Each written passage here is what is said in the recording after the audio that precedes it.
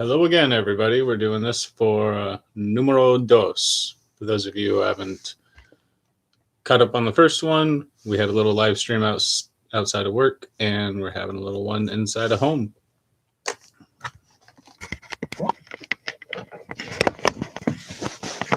Move you guys around a little bit here. Hope you don't mind.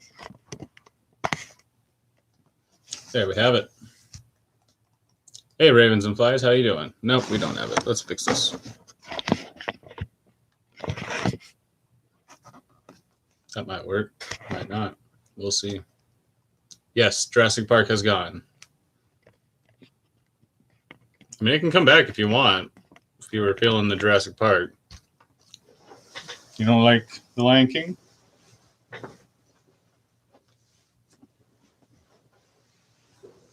It's a good shirt. Ravens and Flies, how you doing? Haven't seen you in a few. Hello, Anna. Glad you make it back. Disney is as evil as Walmart. This is true. I bought this Disney shirt at Walmart. So that's like an evil duo. The lights went out at Disney. The lights never go out at Disney. Yes, I know, Hooples.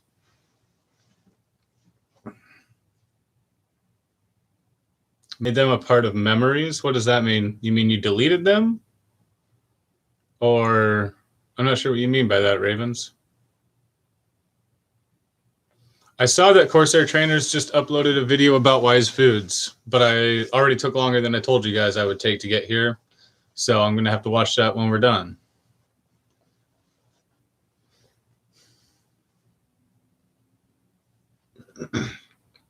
Anyways, sound off. What are you guys all up to tonight? Oh, a discount coupon. That would be nice.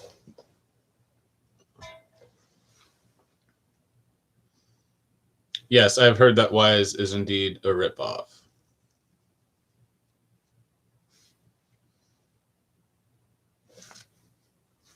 Let's see if we can't get this light out of the background.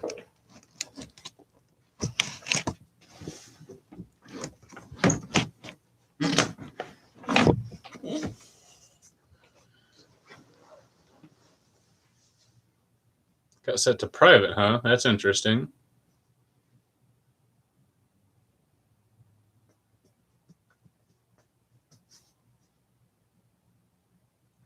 Yeah, I tried for something else, Pile.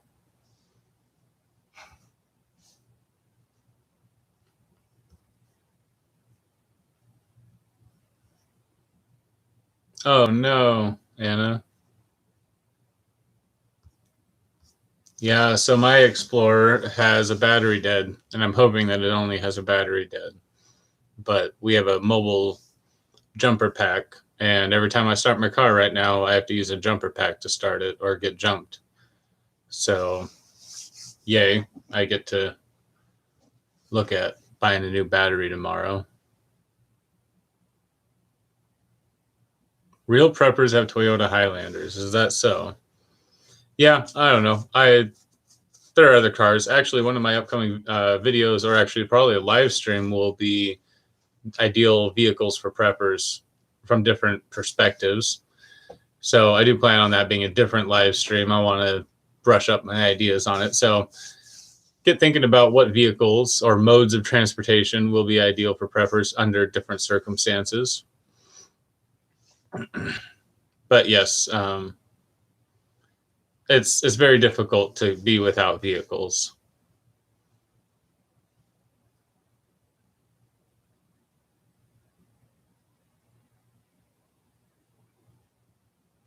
Another Explorer free battery.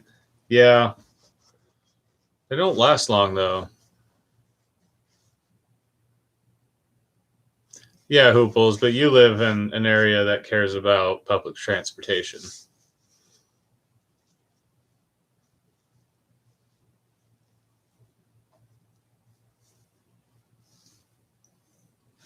Yeah, I definitely hope you get something figured out there, Anna.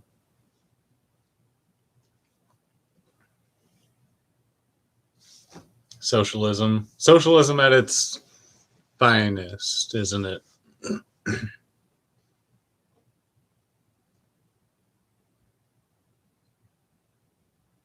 Wow, chasing life. What region are you in? That's really hot.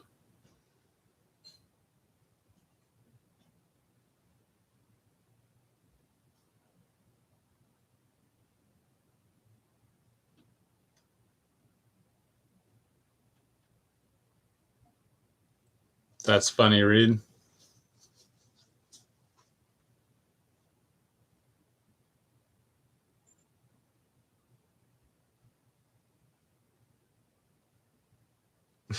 So the thumbnail is an apocalyptic city, but the video is actually about him putting solar panels on a truck.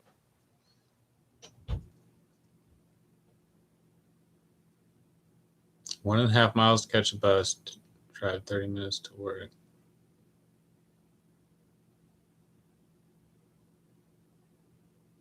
Jeez, yeah, bus routes are crazy, Anna.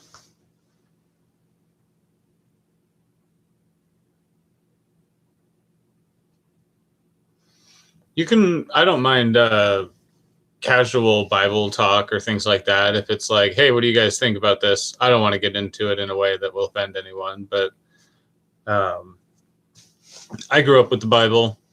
I don't necessarily hold it as something that I need, I have my own reservations about it, but I am fully capable of holding somewhat of a scholarly discussion on the topic.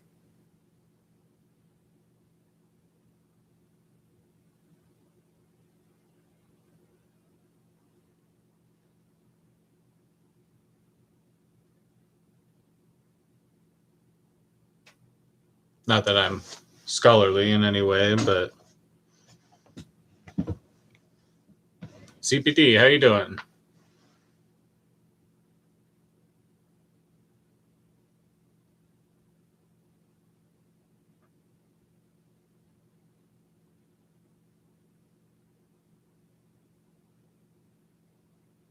Oh, see, I don't know anything about that, Raven. And see, that's the kind of thing where the term Zionist means a lot of different things to different people. I'm not very concerned with the current political opinion on what a Zionist is or whether someone is that Zionist. I'm a little more interested in whether or not people think that Israel as it exists is the Israel that is spoken of in Revelations.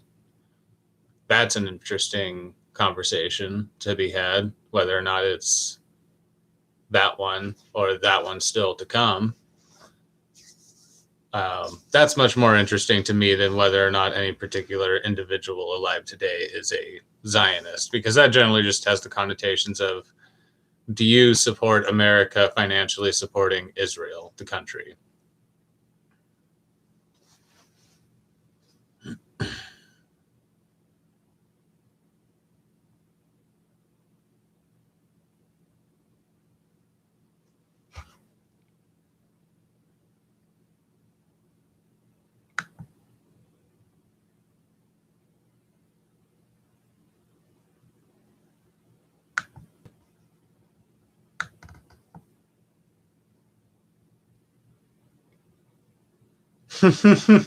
Do it, Steve. Got to keep everybody on their toes. One of the best ways to do it.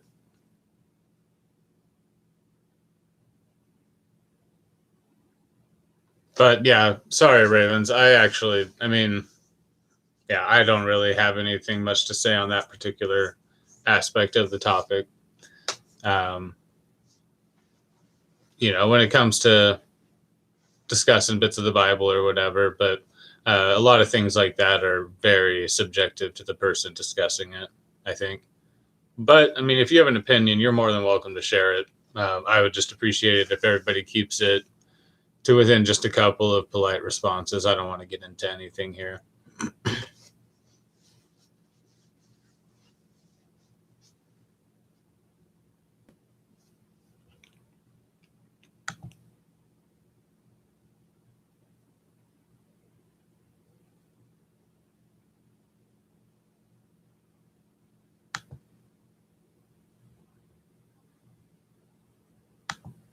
Harmonic balancer. I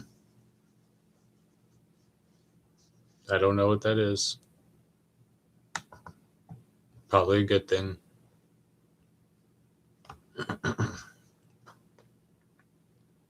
Everyone taxes water, Will.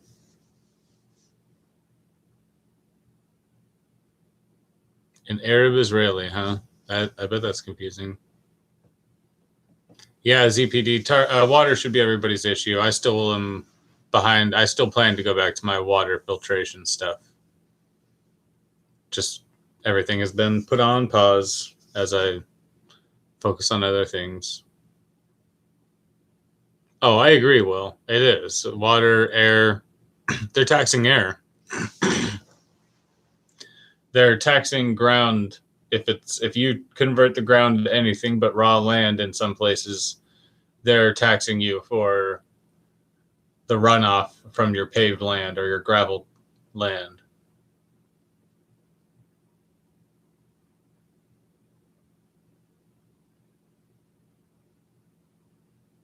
Yeah, Reed, I saw that you shared a video about straight razoring, and I actually really want to watch that because I've planned on. I know it's a good, I know it's the sustainable way to shave. So if anybody really wants to be able to just shave forever, they should get a straight razor. So I'm really happy somebody put a video out like that, but I haven't gotten around to watching it.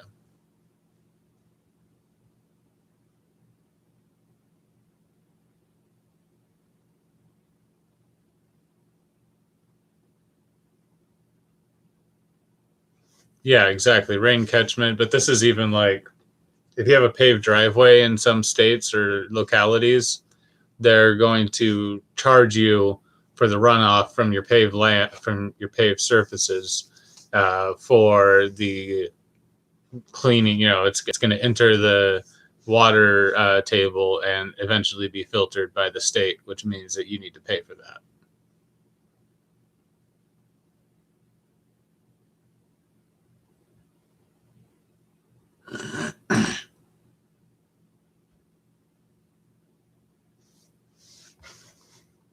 What's this, Hooples? The Mission 12, really? Huh.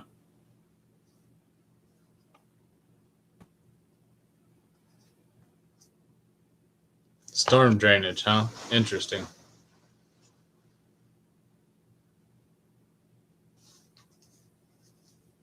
All right. Anybody drinking tonight? Do I have any drinking buddies? Hooples, I know you're working. You having a drink? I bet you're having a drink.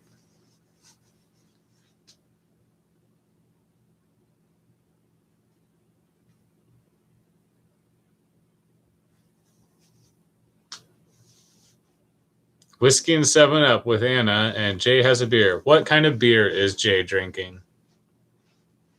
Reed has 12-year-old scotch. And what's the name of your scotch there, Reed?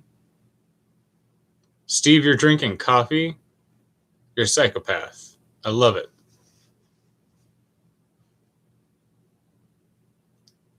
ZPD is having a Rolling Rock.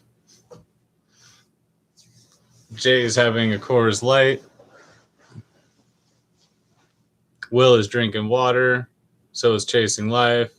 Ooh, a Glenlivet with a Glenlivet 12 with a little lemon. That sounds pretty good, man. I like the Glenlivet. Steve's just a little bit of a psychopath.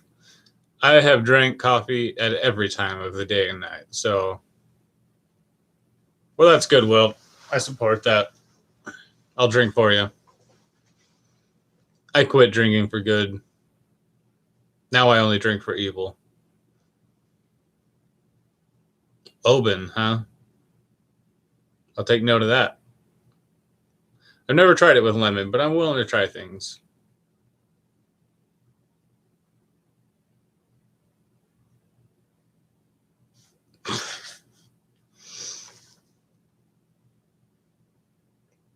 Drinking coffee before you go to bed means you sleep harder, Reed.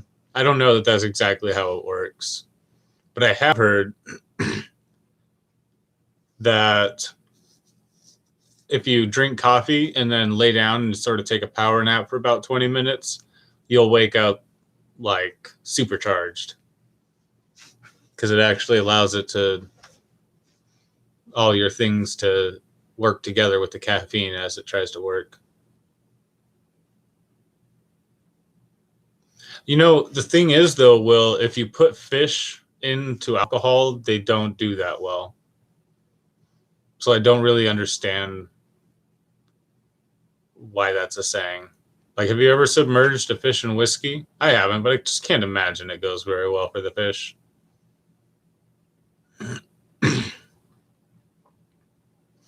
Oh, yeah, Reed. I have plenty of times, like, drank some coffee thinking I'll stay up for the next couple hours and just go through this storage or go through preps or things like that. And so you drink the coffee, you lay down, and you sleep for the rest of the night, but you actually have a really restful sleep. So who knows?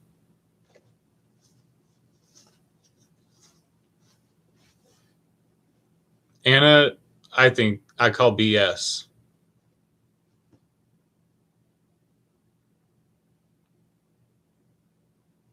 You're silly. I don't believe it. Not until I see a video about it. Fish are lightweights.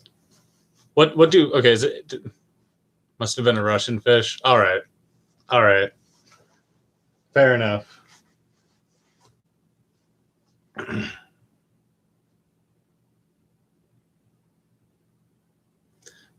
No, Anna.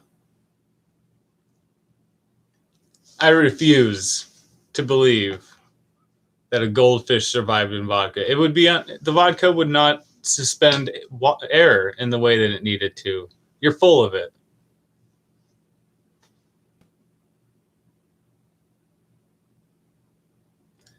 Did you have like a medical magnet spinning inside of the fishbowl, just keeping the fish like spinning around? Is that what was going on? You're full of it. Put down the. What are you drinking? Something in 7-Up. Whiskey and 7-Up. Is it in the 7-Up? Are you putting the whiskey in the 7-Up, Anna? That's what's causing your delusions.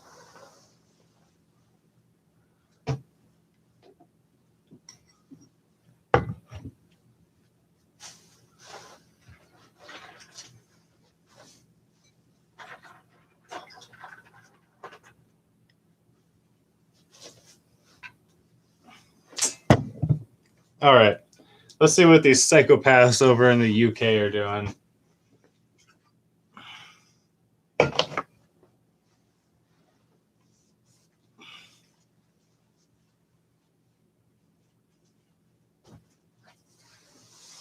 The hell is banana bread beer?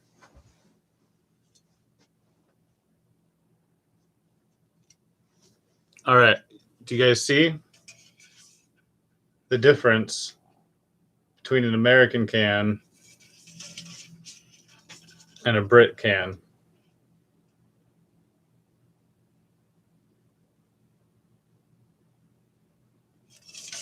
It's 0.8 ounces smaller.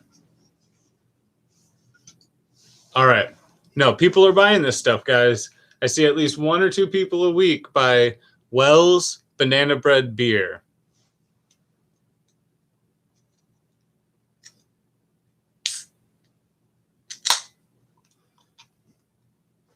Compensation. You mean matching.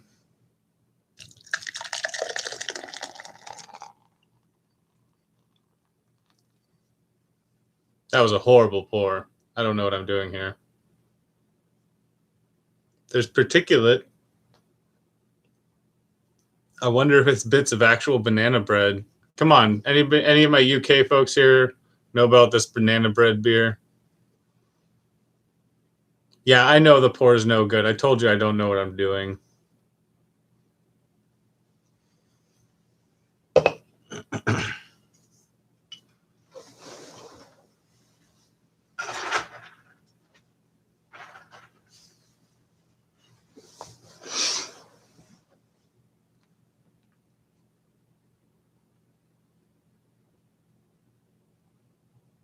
What are we talking about?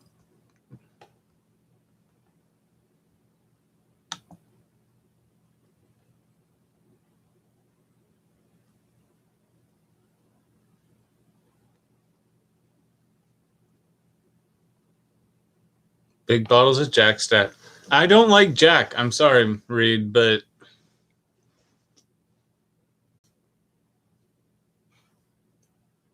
I like bourbons, and I don't know. No, the pour was awful. That's all right. It's all right. I don't know if I plan on drinking the whole thing. We're gonna find out.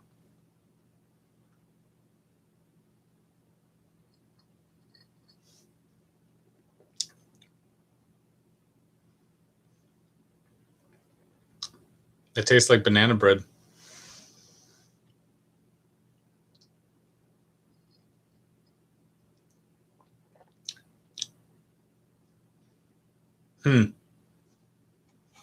Yeah, I don't know that I would go for a pumpkin spice flavored beer.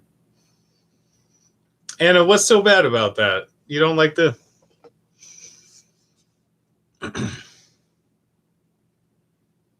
Yeah, I don't know.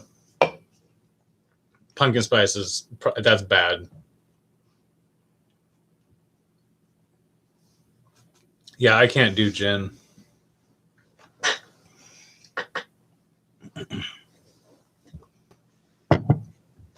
All right, this next one shouldn't be so bad. Bourbon Barrel Quad Barrel Aged Ale. Oh goodness, that's 11.2%. It's not bad at all.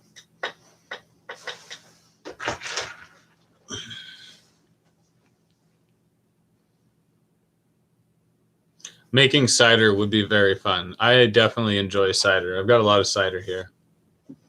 That's more sort of my thing lately is either bourbon or cider. I'm trying the beers so that I can offer my opinions at the store, but I am a bourbon and cider guy.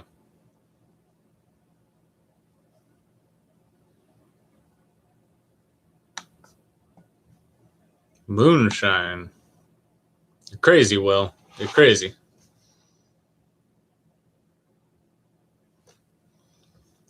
Vodka martini for hooples. Shaken, not served.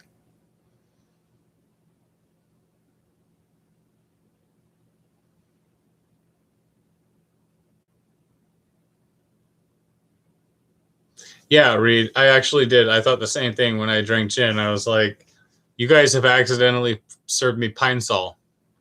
This is floor cleaning solution that you've accidentally given me. And then they're like, no, we just drink that stuff.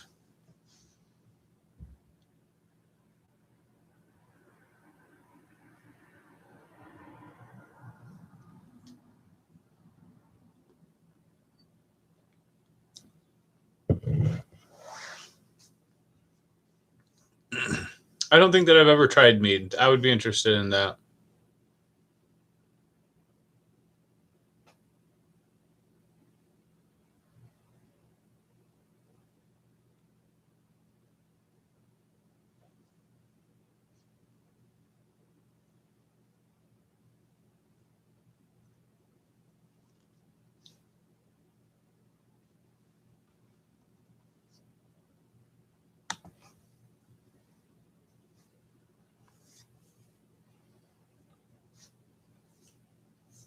Yeah, honey wine. There's a reason that it was so popular some places. Oh yeah, I actually have always thought it would be good to know how to make grain alcohol out of just whatever potatoes.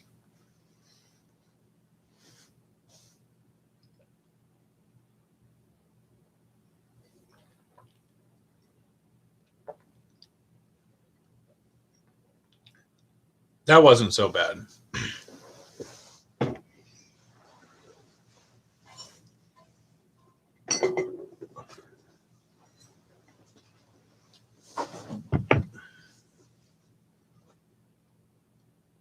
Dandelion wine. Right on. A lot of people have been talking about that. We don't need to know about your prison wine, Corsair, or where you keep it. We know you learned a lot, but we know most of it wasn't very pleasant.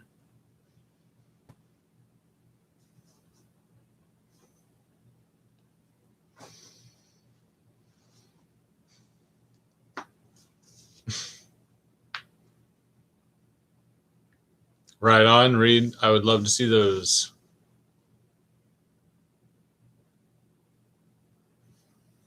Honey wine and berry or fruit wine. Yeah, that'd be fun. It'd be cool to make fruit wine, like strawberry wine or huckleberry wine.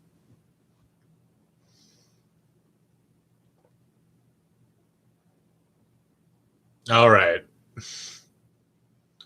Oh, I'm sure prison wine is pretty common.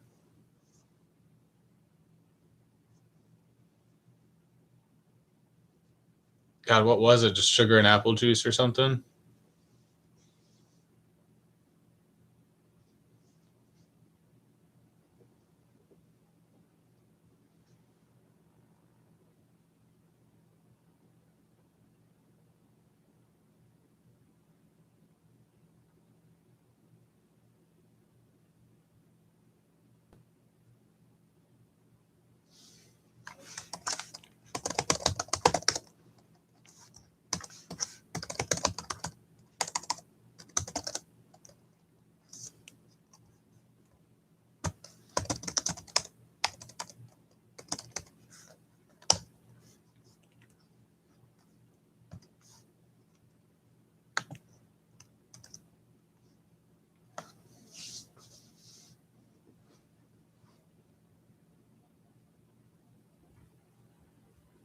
Hmm.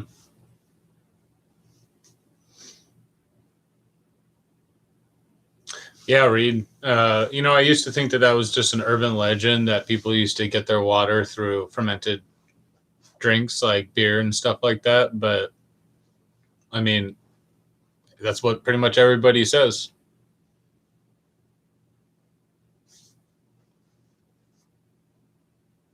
I thought that you would become dehydrated drinking, but I guess our stuff today is different than how it was back then.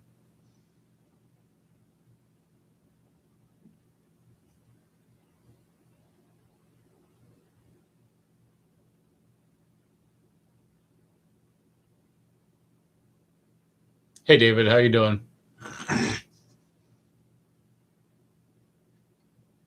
Blackberry wine, nice. Oh yeah, breakfast was often served.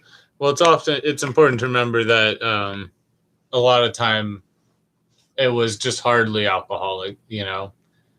Um, it was we brew our beers to be beer, to be beer. A lot of the time back then, they were actually just throwing enough fermentation in it as a way to keep it from going bad in any other way. um, Sort of like throwing additives into your food, into your water to keep it good. Um, but a lot of the time, yeah, exactly. The water was so bad that most folks drank ale, but the ale wasn't like what's in this can of ale over here. It was closer to ale than water, but it was still closer to water than what we would consider beer. Oh yeah, definitely, Anna. Um, what's unpleasant to think about is that it didn't actually clean the water; it just sterilized the water. So, I mean, if they were just scooping the water out of the river to brew it with, you were still getting all of that river water and all of the bits in it, but it was just being fermented in, maybe being settled out during part of the process. I'm sure that uh, stuff a goldfish could live in. But yeah, I'm sure part of the fermentation process involves settling, but yeah.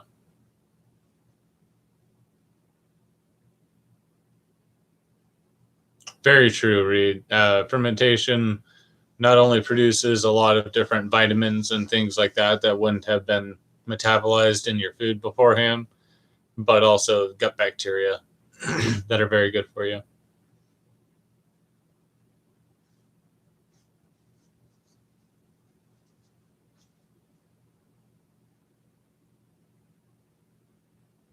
Mm-hmm. Very true, Reed. Pickles and things, preserved things, they hold well at shelf temperature, so you can just sort of have them, carry them around. They don't need refrigeration necessarily, and they can help, yeah, with electrolytes and stuff. I don't like pickles, but ew, pickle juice, Anna? That's no, don't do that. Don't do that. Dehydrators are good, Will. Definitely more attainable than a freeze dryer.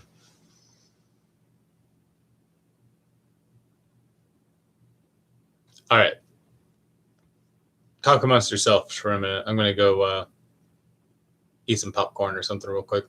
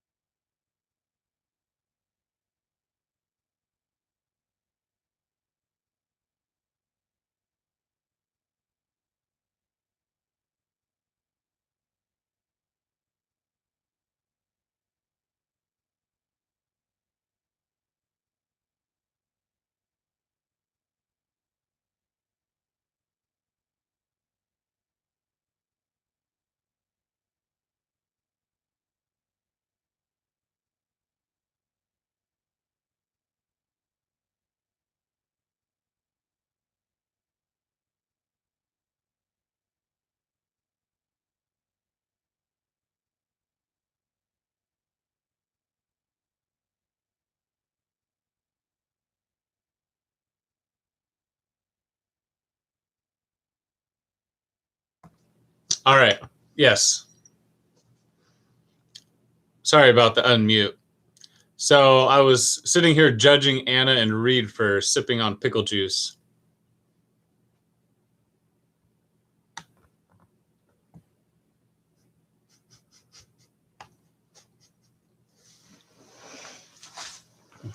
I wrote it down. Anna and Reed, pickle juice sippers. You're allowed into the prepper compound, but you're going to have to pull double work duty for that.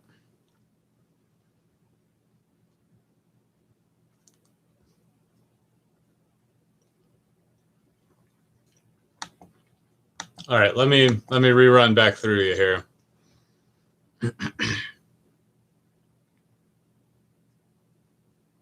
Talking about dehydrators.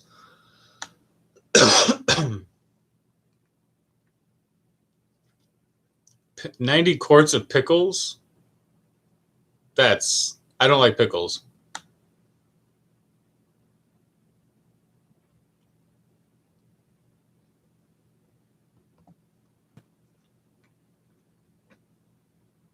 All right. Oh, and I was also saying, I did not go pee, Steve. I would not be ashamed to tell you that I went pee. And all I did was get King's Hawaiian bun. So you can all be jealous now because those things are delicious.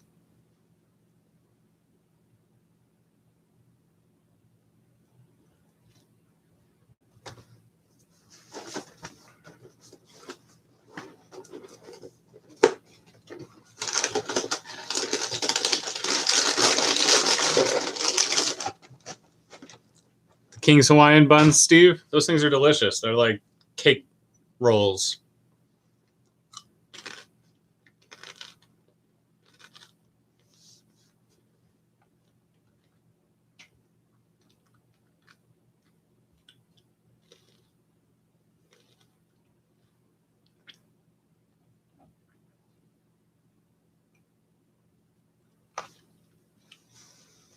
All right. We're going to have a war between those who like pickles and those who don't. I don't dislike pickles. I don't have a problem with other people liking pickles. I just dislike pickles.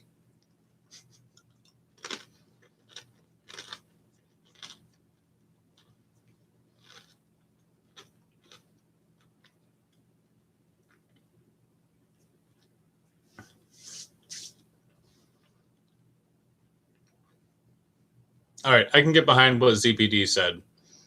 Pickle juice does sound better as a health alternative to Gatorade.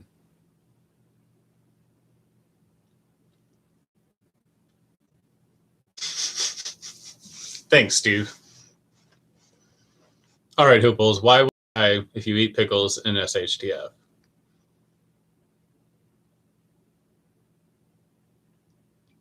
Pickle juice vodka. I bet there would be, wouldn't there?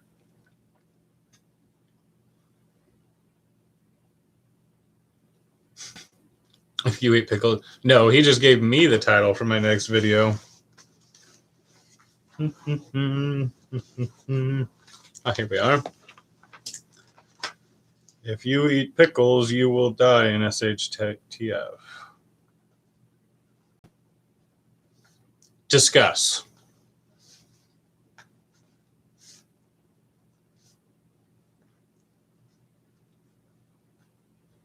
Bedtime? Who's talking about that?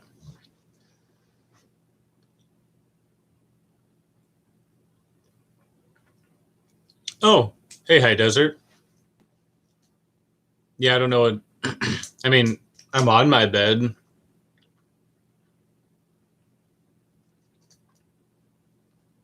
Thank you, Hooples. I am also disgusted by pickles. What can we talk about that will disgust the pickle enjoyers?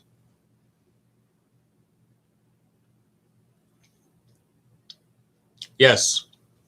The new video challenge. Everybody will simultaneously, but don't refer to each other, all right? Everyone here will make a video about why pickles will kill an SHTF.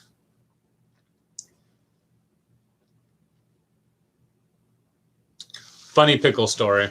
All right. I instigated a false flag event at work one time. So at one of my jobs, there's a prep line where a few of us will stand in line and prep food during a rush. Sometimes you'll do it alone, but started copying. Yes, that would be one of the best fads to get someone to follow, is why pickles will be deadly. That's good. Pickled pig's feet. Nice. Yeah, I think it'd be great if we made pickles trend in the prepper community. All right, so we're at story time. We're standing in line on the prep line, and as one of my coworkers walks behind me, and I didn't really pay attention to the fact that he was passing from my right to my left, I rolled up a ball of wax paper that comes between 2 bits of cheese, and I sort of tossed it behind my back and hit the ear of one of my coworkers. And I didn't realize that a guy was walking behind me right as I did it. I was just sort of being funny and hit him with it. But he turned and saw the guy walking behind me, and he grabbed a pickle, and he turned and smacked it right against the guy's cheek, so it just sort of stuck and then slid down. That guy was the manager, and he was just being fun, but that guy is one of the guys that I have a problem with. He has a temper, and he is a little too sensitive. So he got very, very witchy about it, and it was hilarious. And I just turned and walked away because I just was laughing, because one other guy saw that I had instigated this whole thing, but neither of them realized that they were just going off at each other over something that I had instigated. And the other guy just sort of watched me quietly walk away around the corner. And then they eventually all came back after me, realizing what had happened. But, oh man, it was priceless. I mean, I knew he was walking behind me. I actually did not intend to frame him with it. I just was sort of throwing it, but the other guy turned and pinpointed on him because I had done it so casually.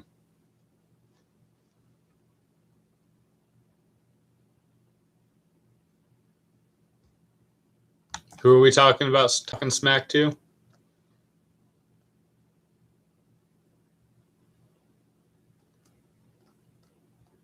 Ooh, are people talking about fitness? That's great. I love it. I've actually been meaning to do that, but I haven't been making any videos, so.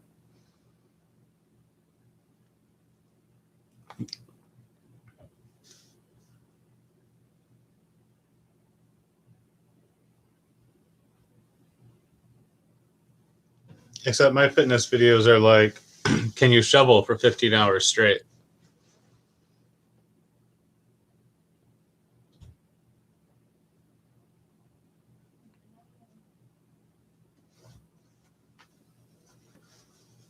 Living the dream. How you doing, Jeremy? Yeah, I still need to come out and hang out and help you get a range. Pickle videos. All right, yep. I got it right here. Eating pickles and SHTF will kill you. But yeah, the real fitness stuff. I'm not so worried about you being able to like hike and stuff like that. My question for you is, do you have the mental and physical endurance to just work and work and work with just literally not getting a break, like just not being able to stop? A lot of people can't. I don't know. I think about that because most of my life, I've worked hard physical labor in the sun. Shoveling, splitting wood, running machinery directly in the sun, no matter how hot, 10, 12 hours a day, 15 hours a day. And sometimes I realize that some people who complain about their jobs are sitting around or are standing around. And nowadays, I do work what I consider to be pretty easy work. My restaurant job is actually very physically demanding. You're constantly dancing around other people because it's so fast paced and it's rather tight quarters. Good night, Uncle Al.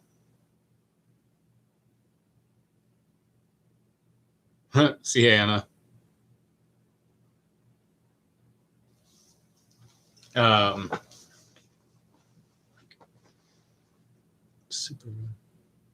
Supervise and supervise and supervise for hours. Woo! I just downsized my video. That was weird.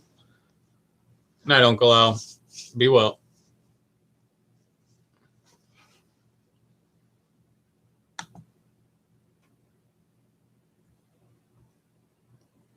But part of the reason that I go to the gym, even after working a 10 or 12-hour day here, is because I'm used to, working hard physical labor that leaves me beat. And now that I'm sort of taking it easy and working indoors, I want to try to keep up that level of stamina. because I really, when I was a bit younger, I would work and work and work and sleep 2 hours and do it again.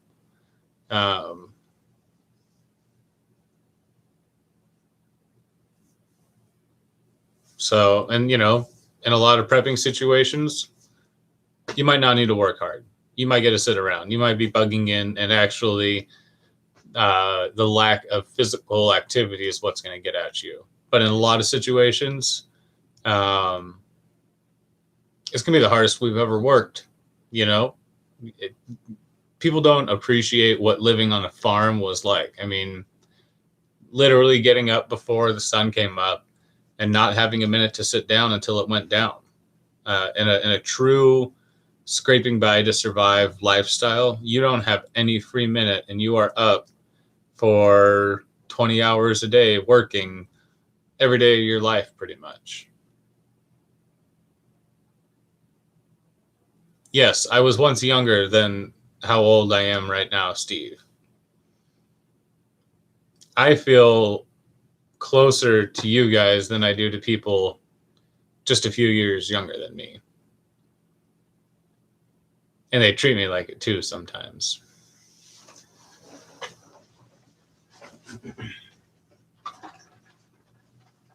All right, audience vote. We have the bourbon barrel barrel-aged quad. That's an ale. And we have the dead guy ale. A Mailbach. Maibach. This one's 11.2. This one's 6.8. It's just how crazy are we planning to get here?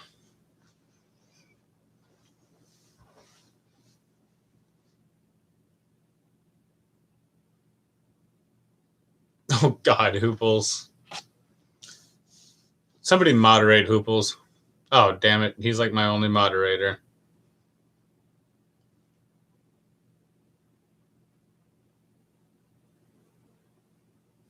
Reed's 5 shots in. All right. We are getting crazy here. All right. We'll go with the Dead Guy Ale. It's from Rogue Brewing in Newport. Chug both.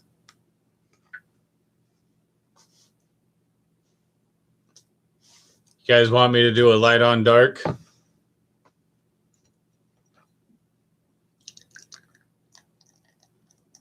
All right, is that a little better? I don't know. I guess I should watch some YouTube videos on how to pour a beer.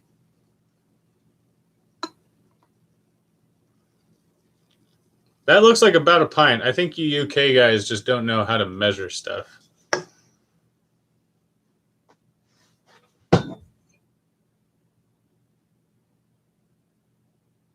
How about this? It's beer. It doesn't matter how you pour it. It's going to taste like dead yeast.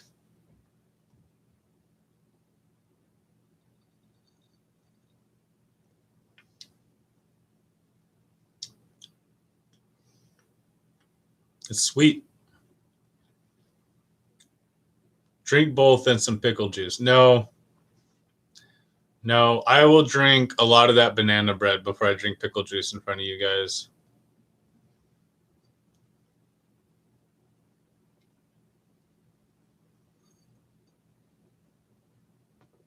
I was going to say,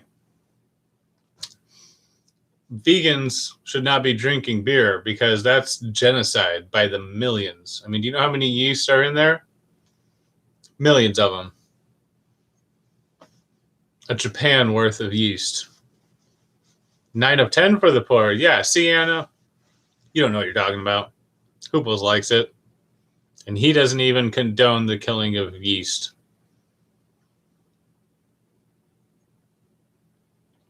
Yes, Anna, we know that you just wanted to say that.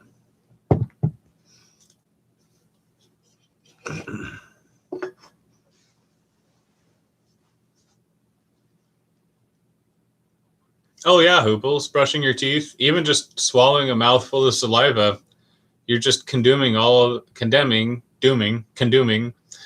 of those bacteria to death in the acid pit of your stomach. You see, Hannah, we've just unhinged the entire conversation talking about beer froth.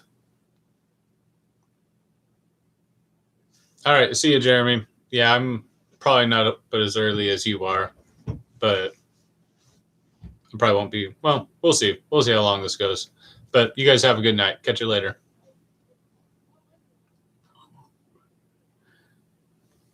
I keep seeing the word T19 go by. Why is Hooples talking about the movie Terminator? Is T19 the one that turns into liquid metal? Hooples, why are you talking about this?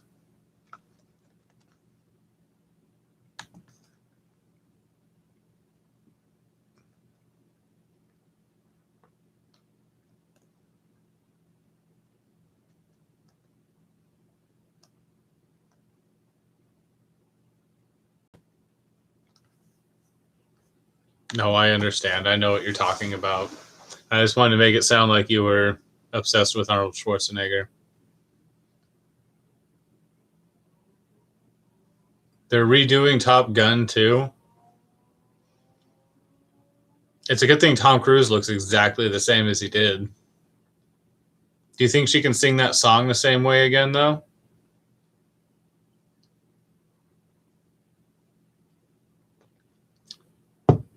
The Governator.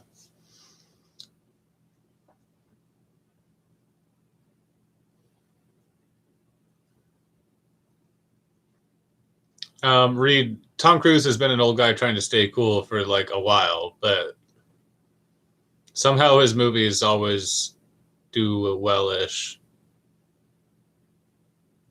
Oh God, Hooples. Yeah, I'm sure the graphics and stuff are good. Like I said, his movies are always big budget, so they always tend to look good and do well. I mean, not big budget or not big box office, but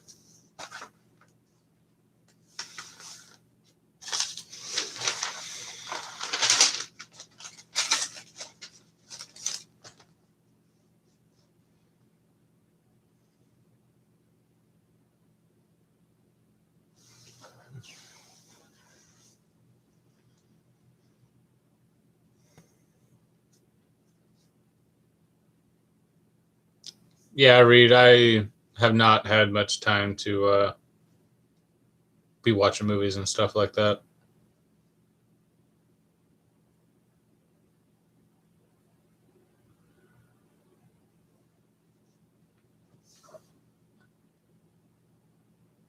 I did catch up on. I watched season 1 of Stranger Things a few weeks ago. Stayed up later than I should have been to watch that, but it's good.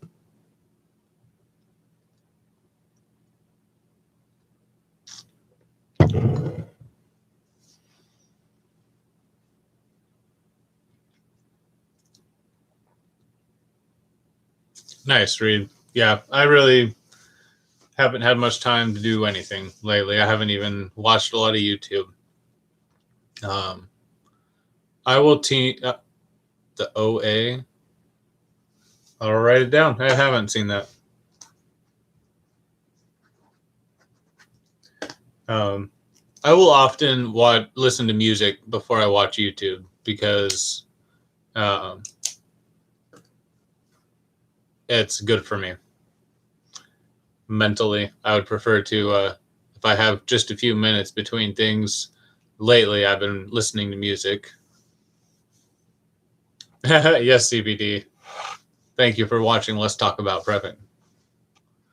But yeah, Reed, I agree. There's a nostalgic feel about the 80s that, you know, it actually, let's drink about prepping. I actually I'm going to write this down because I forgot to put it on the video list. There is, I think, a lot of interesting things whenever I watch something like Stranger Things, like the 80s and stuff, and movies that sort of have that nostalgic 80s feel. Uh, and one of the things that I was thinking about that was interesting was the fact that we are definitely in a technological slum pretty much ever since, you could even argue, the 60s or the 70s, and definitely the 80s. Yes, Ooples, I remember you saying that the 80s were not good for you.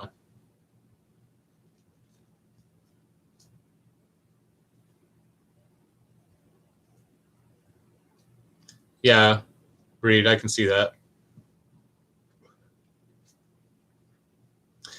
Yeah, CPD. I use the YouTube Music app actually because I pay for YouTube Premium, which is really nice to avoid the advertisements and stuff like that.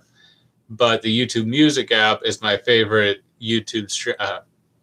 music streaming app. It's got playlists. It figures out what you want really well, and just plays really good streams of music for you. But yeah, I will tend to listen to music to help set my mood between jobs and stuff like that. At least lately, as I'm acclimating to my new lifestyle, before I start to put YouTube videos and, which I really enjoy watching YouTube videos and stuff, but mentally it's a little more strenuous than just listening to really good music between jobs and stuff. All right, we're talking about moon bases. Hold on a second. I don't want to miss out on this.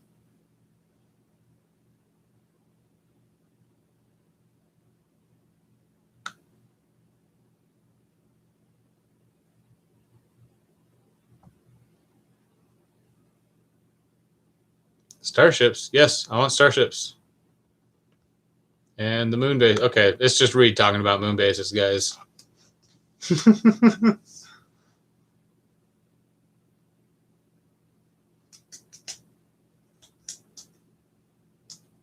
Interesting, CPD. So you don't pay for Prime or anything, or YouTube Premium? Isn't it in September that they're rushing Area 51 there, Will?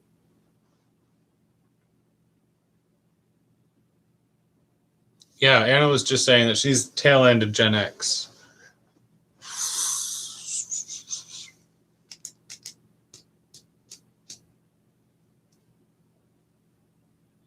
Wannabe Chooks.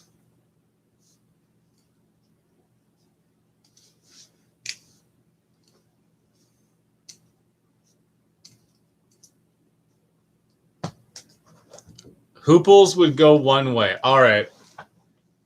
Discussion topic. Who among us would go one way to the moon or Mars? Let's open discussion. There's a colony of 500 people, and they've been there for... People have been living there for 10 years. There are people who have lived on the moon or Mars for 10 years or more. Like, you can shake hands with a person who says, I haven't left this place for 10 years. There are 500 other people in the colonies. You're confident that you will simply have a early position in a growing colony. Would you do it? Never come back. Never see anybody who stays ever again.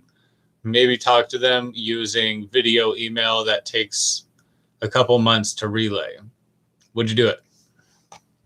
It wouldn't necessarily have to take a couple months, but it probably would using systems.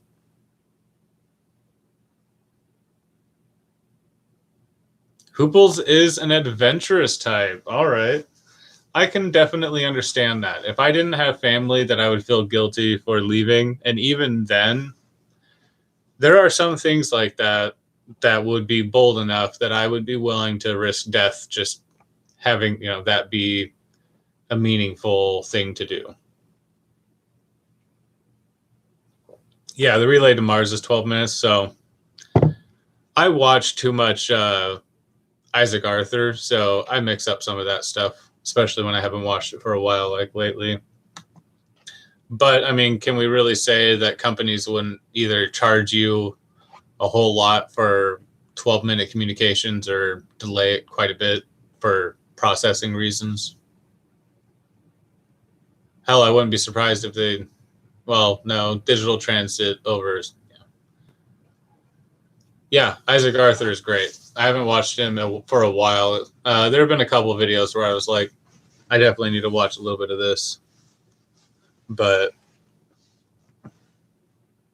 I used to watch every one of his. There's no way you could ever get to Mars in a nanosecond. Let's be realistic, Anna. I do agree, Hooples. I've noticed that some of his videos, I think he might just be sort of going through some of the fan favorite topics. He's definitely approaching. Like, I noticed that his last one was invasive aliens, and the one before that was also somewhat a little bit of an out there topic compared to some of his more extrapolation based videos. You know, some of his videos, even though they're really far out there, are actually based on somewhat tangible numbers.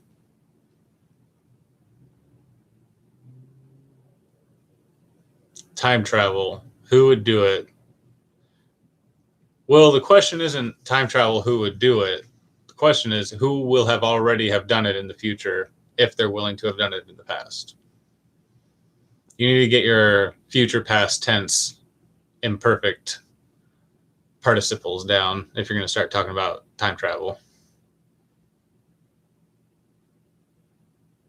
Yeah, see, Hooples brings up an interesting point. I think that if time travel were ever possible, it would only be safe to do future to try to see and avoid the future, because then you can only mess up what you were already liable to mess up.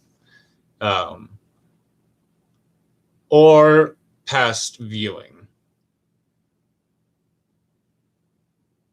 Yeah, Hooples. I sort of hope he's not playing for clicks. I hope he's sort of more just covering popular topics, because sometimes it's hard to get the good stuff. And let's face it, he's got a bunch of nerds for an audience. So eventually he's going to have to cater to their whims. But yes, CPD brings up a good point.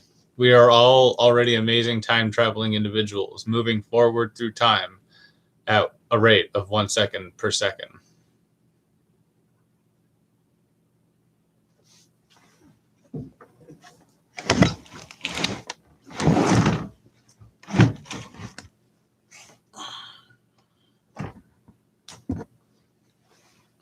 But you know what? It would be very interesting to at least be able to review the past, you know, go back in time and just, if even if all you were able to do is be an observer. There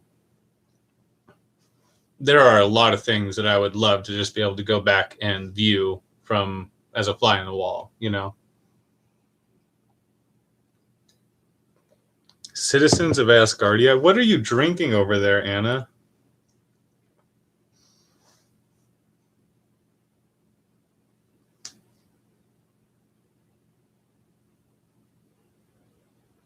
"28 to 5 years old." It's pretty impressive. Yes, Hooples. All time and all matter is just a room full of sound reverberating around at all times.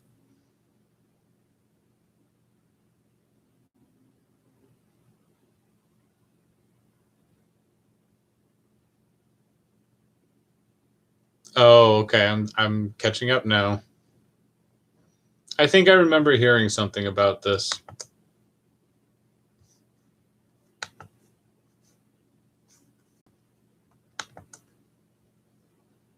What did I do?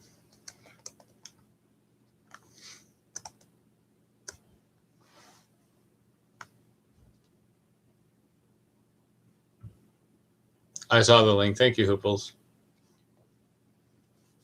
The time is no time. All right, guys, reel it back in. This is not what this channel is about. All right.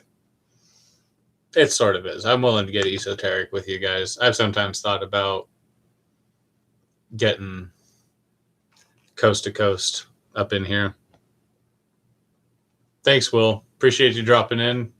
You go rest well and have a good night.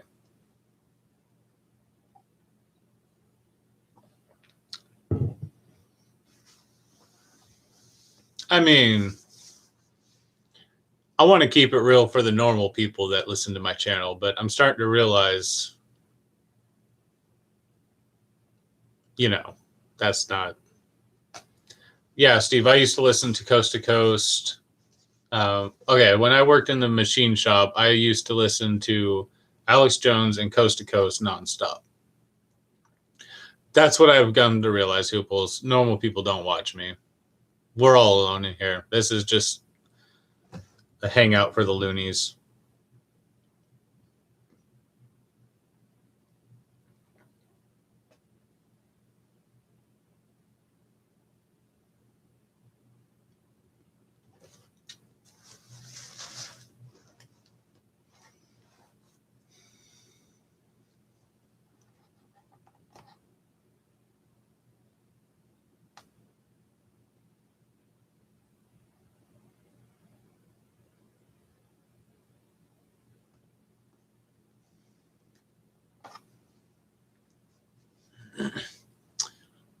Oh yeah, I think most preppers are a little nuts. I mean, we can tell each other that it's an extremely rational thing to do all day long, but when it comes right down to it, what is nuts? That is being contrary to the mainstream belief of how a person should be. And most of us are proudly exactly that. So, yes, most of us being proud to be mentally contrary to the mainstream, perspective of how one should be are nuts. So, to a certain degree, I've always accepted that. I've never had a problem with somebody who thinks that I'm crazy for saying, yeah, I think things could go to shit. But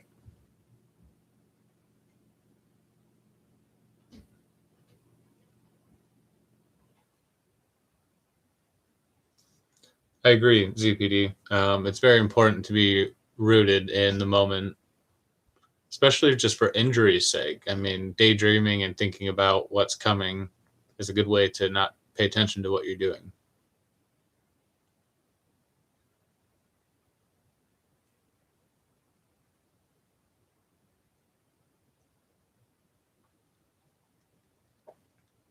Really, Reed. See, I actually haven't gotten a lot of blowback on my videos. I guess I just don't offend many people in them somehow. But Peter Rouse, how you doing? Yeah, see, I love your videos, Reed. I don't know how it is that I don't end up with people trolling me, but I really don't get a lot of people who say you're crazy for doing this. Almost all of the comments that end up on my videos are just you guys or random other prepper audience members, But it's crazy to me that you guys get so many people who are just coming onto your videos just to talk crap when I never see them. I guess I'm just not popular enough to pick up those views.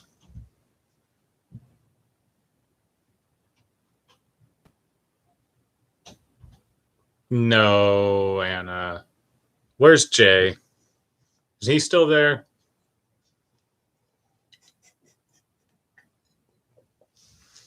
You're talking about things. Beerhead, and of course he did.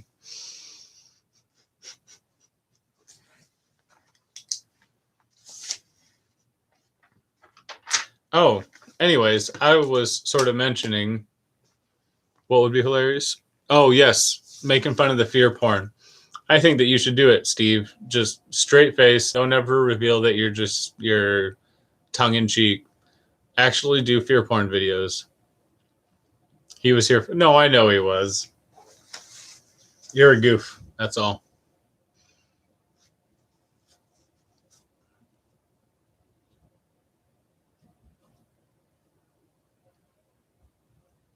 Interesting.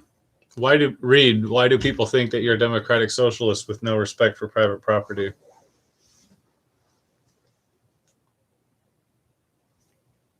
And this is just too much innuendo for me to respond to politely on a live stream. But I assure you,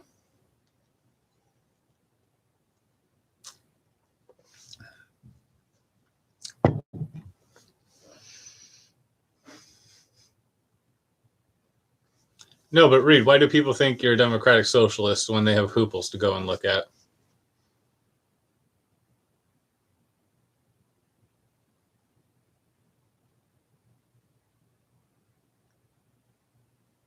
I don't squirm, Anna.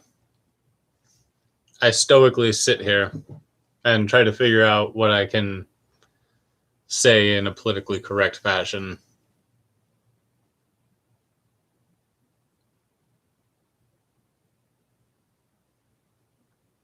I can only see someone thinking that Reed is a socialist if they themselves are so paranoid about anything that is not just hardcore right.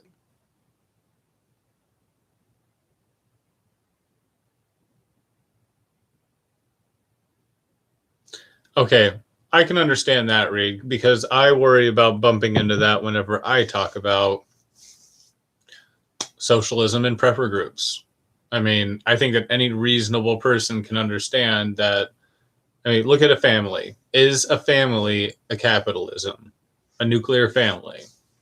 You are even not just the nuclear family, but the extended family. Let's say you have an old homestead farm, right? You've got grandma and grandpa from both the mom and the dads living there in the same house or in different, you know, farmhouses on the same property.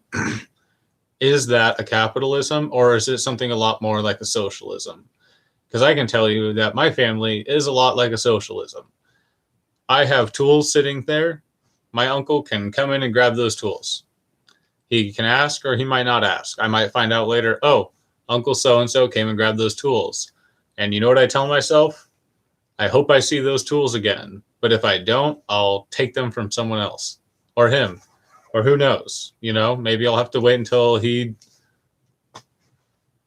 but is a is a group of people who care about each other and who are trying to help each other succeed in adverse circumstances, is that going to look like a constitutional republic or a capitalism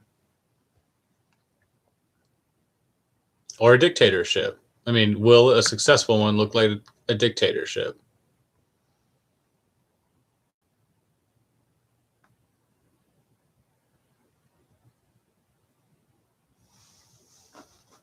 But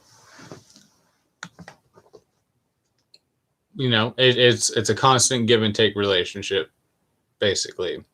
To a certain degree, I would have a very hard time trusting anyone, including many of the people here, until I actually grew face to face trust with making the proper decisions. I'm not going to say that I just assume that I'm always the best decision maker in any given room. And especially among preppers, I'm really not willing to say that because a lot of you guys really know what you're talking about. But you guys are just people in YouTube. And when it comes right down to it, if any of us found each other in a survival situation with each other, I would hope that there would at least be a period of trust building aside from just accepting each other as good partners just because we knew each other as preppers on YouTube. So yeah, to a certain degree, if I find myself in a survival situation, yeah, there's going to be a lot of me needing to be near the decision making process or having enough independence and autonomy to be able to not care what's being made in decision making circles. But if I'm in a group, I'm not going to say that I need to be the iron fist dictator, but I definitely need to be able to know what's going on and stuff. So, and I don't trust a lot of people. I have very little faith in the majority of people out there, especially when it comes down to not necessarily their desire to do right, but their ability to. So,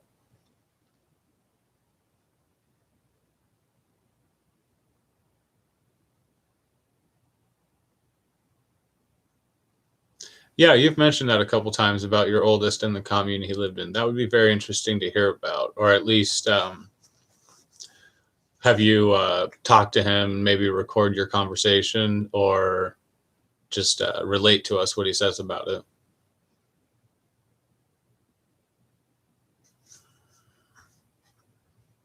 But anyways, if I found myself in a group of people who otherwise were not preppers at all, then I would have a very hard time being anything but just the sole leader of that group, because I simply would not trust the ability of most people to make the right decisions.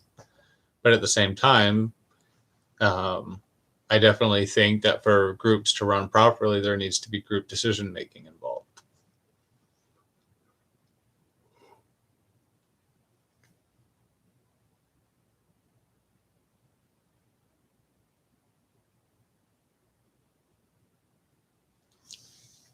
See, that's a topic that I resist getting into, Anna, is voting.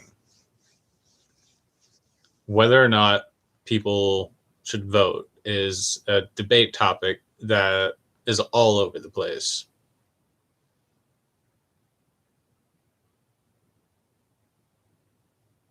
And Reed makes a very good point. At the local level, it is possible to impact change. At the national level, it often seems like a joke. I mean, just straight up a joke. I'm sorry, but like, if you really think that voting for a president or a national level congressman is something that you can actually influence change with, I have often, and I think the majority of people in my generation feel like that's a joke. And I think that's one of the things that will be one of those generational handoff things. The majority of congressmen are older than me. Or, I'm sorry, not only older than me, they've been in there longer than I have been alive. And so it's hard to imagine them relating to someone. It's hard to imagine that even being something that has something to do with me. I know that it affects my life and stuff, but it seems like it's part of a system that's so disconnected from my world. People who have literally just sat in that room since before I was around, how can they possibly know how I want my country run? It's not that I'm not feeling the burn. I'm not feeling the politicians, even the young ones. It's all part of a system that's catering to respect my elders.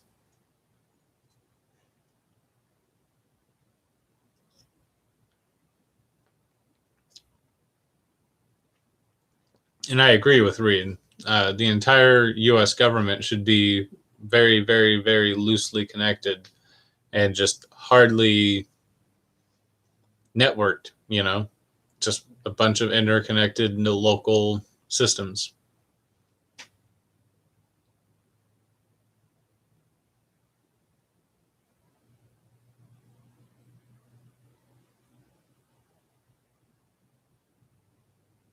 Whoa, Reed's trying to set Anna up to go have like a local movie script going on.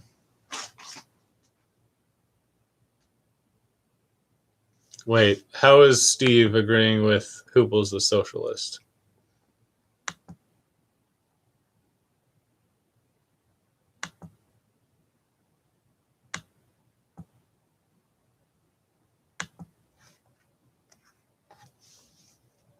Oh, respect your elders. It's sort of funny how it's always elders who are telling me to respect my elders. Seems like a conflict of interest, if you tell me.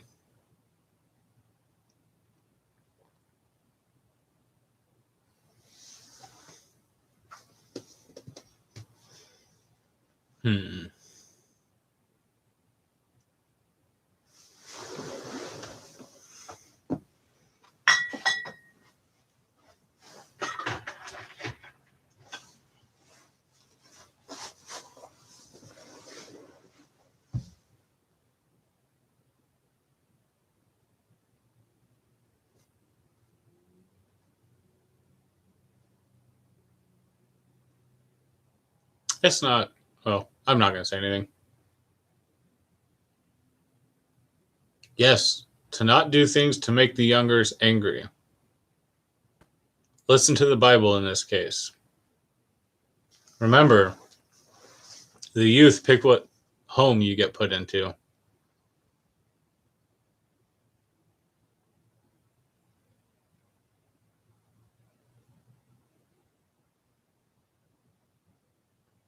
Oh, I was going to say something about where Anna lives, but I'm not going to say something about that. She can say how big her town is, and maybe she lives in New York City, for all I know. Hmm?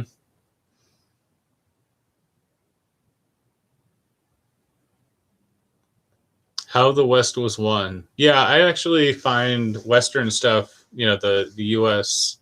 Old West to be interesting because it's not very much like what we generally expect it, from pop culture to be like. But there are a lot of prepper lessons to be taken from the rugged West living. American expansion. Thank you.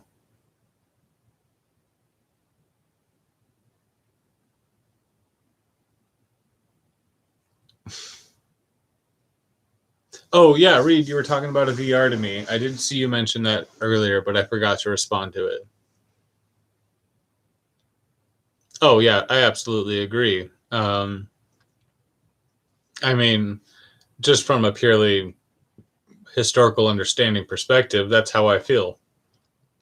Um, Everyone came back from World War II, wanted everything to be peachy and nice for everybody after that, give them everything that they never had.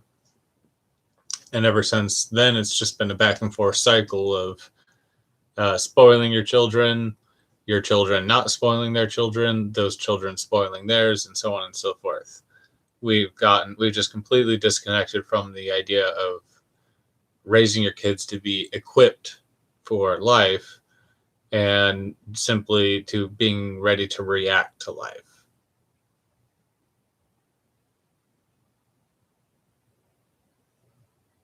Exactly, Reed. It wasn't all gunfights, but it was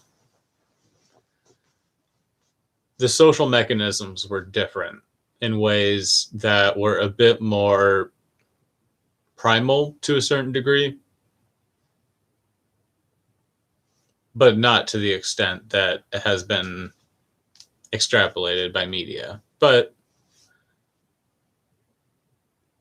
I do believe that, I mean, at least among certain subsects of people, there was a much more animalistic, uh, sort of respect driven.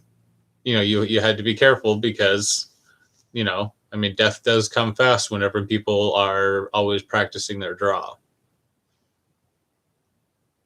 But at the same time, it does bring to mind things like the Honor Society of Japan and stuff like that.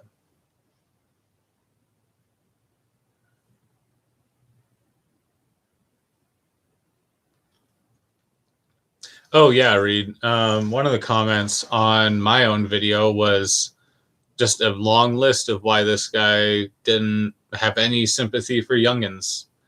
Youngins don't want jobs. Youngins want socialism. Youngins want all these things, and they have no respect for their, just all the problems that young people have. And it's like, no, I absolutely agree with you. Most young people are absolute crap, but at the same time,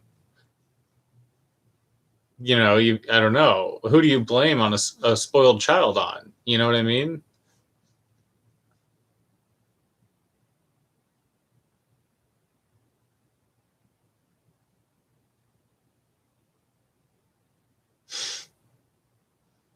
That's exactly. I mean, I think the same thing, Steve, because I've lived places where you can still punch a guy for some things and not go to jail for it. And people are a bit different there than they are here. That's sort of what I've been dealing with the people that I work with, because I make jokes about how, oh sure, I'd love to take that guy outside. I'm not joking. I'm not joking when I say I'll take you out back and punch you in the face. But people go, people don't do that anymore. I've lived places where people do that, and there is a different kind of respect that people offer when they have to worry about fisticuffs. Dueling for politicians sounds like a good idea, Reed. There were reasons for stuff like that. If somebody was serious enough about something to say, I will be willing for one of us to die over this situation, it really brought things into perspective. It also allowed people to be stupid, but yeah, exactly, Reed. I mean, I'm not one for violence. I try to avoid it. I definitely don't want to fight. I don't need that kind of stuff. But at the same time, I agree. There's a certain amount of having to think before you talk, having to consider your actions, because one of the problems with today's society is we've completely disconnected ourselves from a respect-based society of just, you could go to jail for an altercation, and that's just enough for people to smile and nod and not behave the way that mammals behave. And it completely disconnects people from the ability to restrain themselves in those situations. There's going to be so many situations in SHTF when people realize that there will be no police, road rage will become deadly. Because, every single incident of road rage will become deadly. You're trying to get home after the EMP happens, all the cars are fine, the roads are pretty open, but you're going too slow for the guy behind you, he's going to shoot you from the car he's in. It's going to be crazy. And it's going to all be because people are not equipped to deal with altercations outside of the safety net that we live in right now.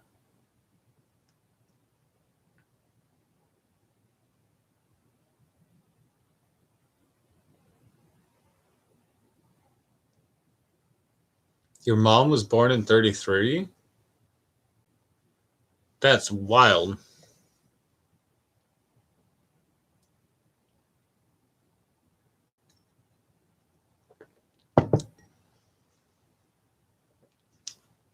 When did you deal with that, ZPD?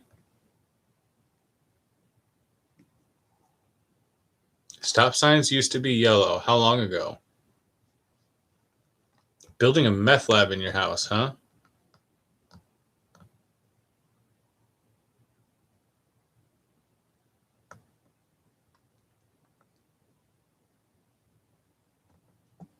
Just the past week? That's awful, dude. I'm sorry. All right, Steve. You rest well. We'll catch you later. Thanks for dropping in. Good talking to you. I do plan on catching up on your videos. I know you've had a lot that I missed, but I keep seeing them and being sad that I'm missing them.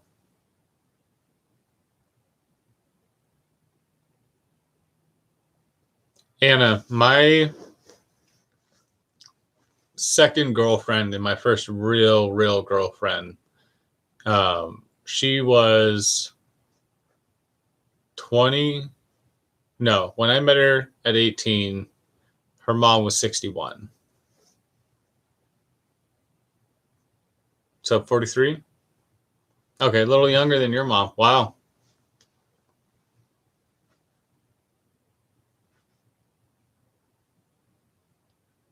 I didn't know there was a mass murder in Japan last week. That's really bad.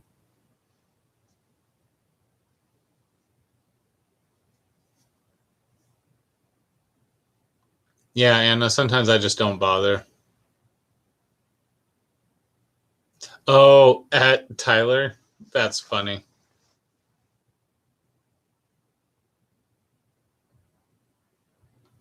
Yeah, Reed, yellow is a bit more visible in low light conditions than red. Interesting. 40 with, yeah. I can't imagine being 46, being 16 years from now and having a kid. Sometimes I feel like if I were to try to have kids right now, I would be tired, more tired than, like, I would almost be like, man, I wish I had done this in my 20s. Well, that's cool, ZBD. That really sucks about the squatters, meth head squatters. It's crazy how far addicts will go.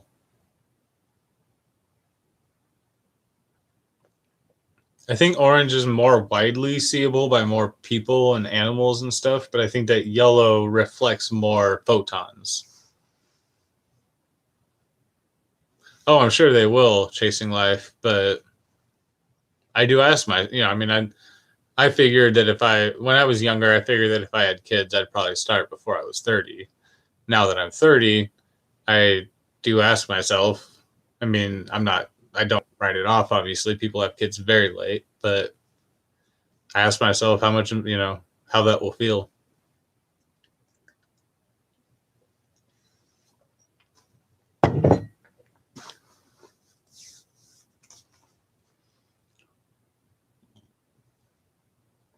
Now I'm going to the bathroom. Yes, kids cost between $200,000 and $500,000 by the time they emancipate themselves. And nowadays, they're not even doing that. BRB.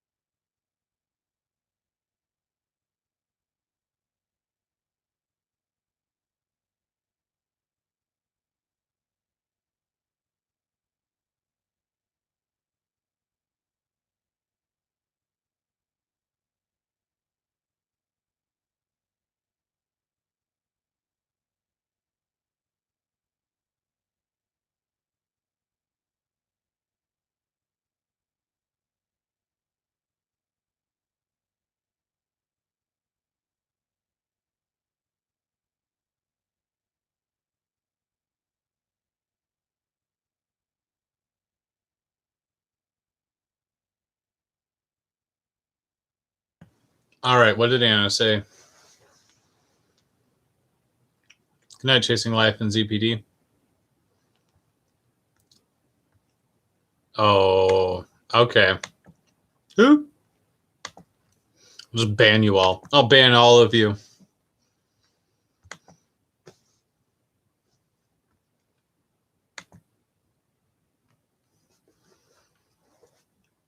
I'll ban everyone. I'll report you all to YouTube as being sexual predators.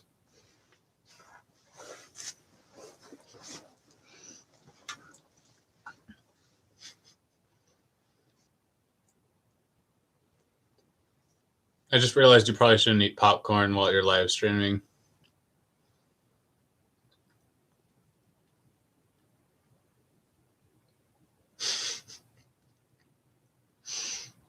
The ban hammer. It's my new name. Just bam, bam, bam. I'll buy a laptop with a special button for banning people.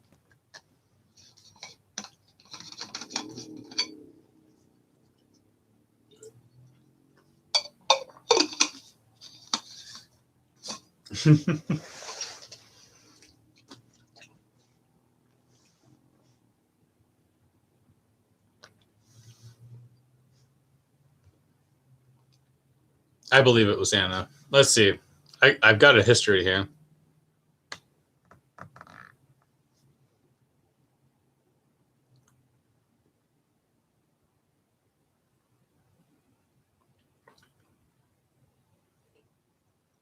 Oh, thank you for sharing the article link there, Hooples. Yep, definitely Hooples' idea.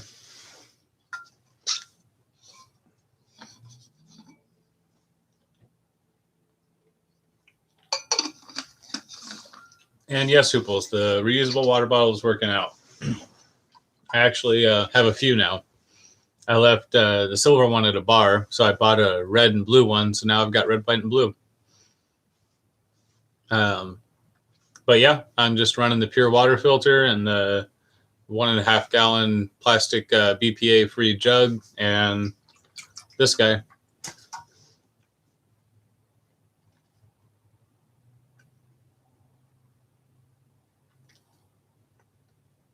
Now that you mention it, Reed, I can totally believe that Anna might have been arrested in the past. Anna, have you been arrested? We won't judge you, but we might laugh at you.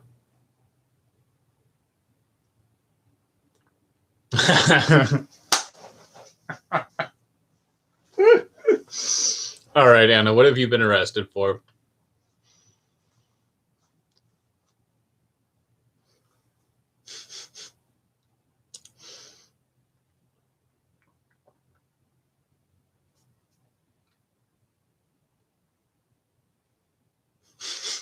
Yes, mug shots. I want to see them. That's hilarious.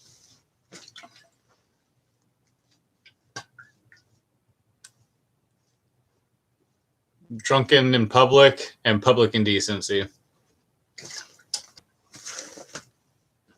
Or assaulting a police officer.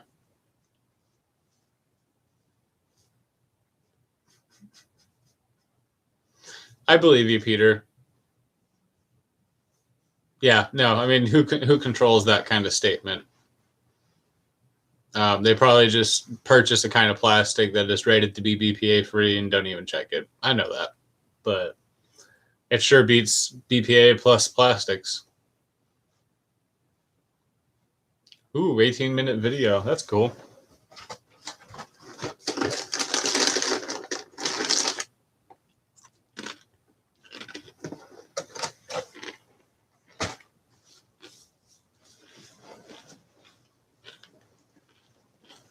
All right, Anna.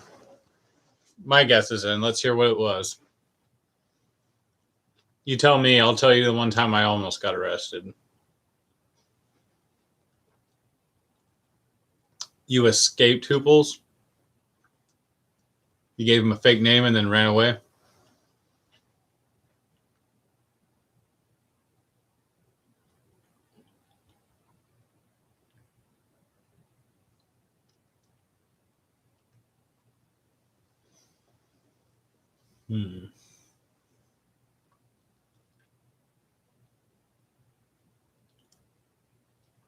No, Anna, we're gonna hear yours.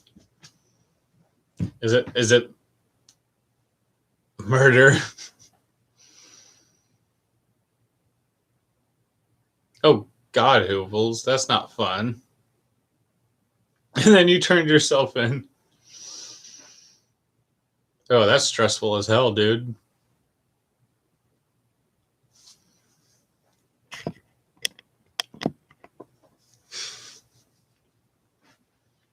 I have seen a cop, you're driving and you see them pull around behind you and you go running through neighborhoods. I've done that, and that is not fun whatsoever. The driver was drunk. Oh, God.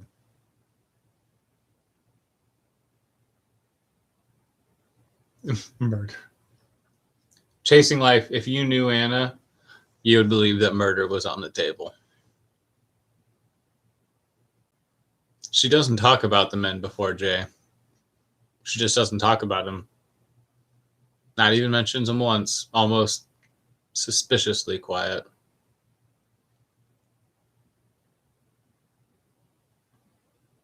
Good idea, Peter. I would like to find a 1.5 gallon stainless steel jug. I actually looked for one, but I didn't find one that was convenient for my purposes.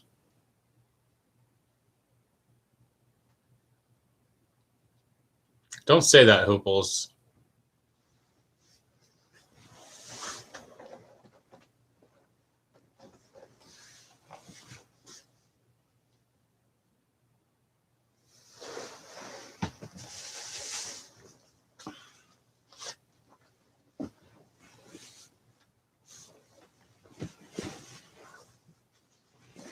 I think we're all right.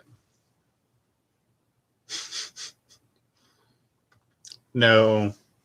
I got my window screen open here.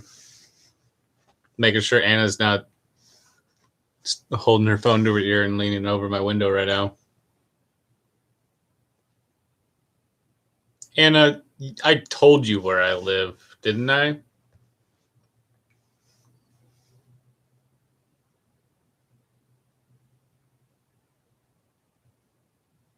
Anna's in the cupboard. Now I'm going to be watching that this whole live stream. I didn't tell you? My bad. I gave it, I thought I might have given it away, but that place was over an hour away from where I live. So, oh, yeah, whenever I was talking. Did you see that? Arrested and convicted both times. See, Anna never told us what happened, so I'm not going to share my story. It would be crazy. Reed, if that door started to open, I can't even say that I'd start shooting because, it could be Anna.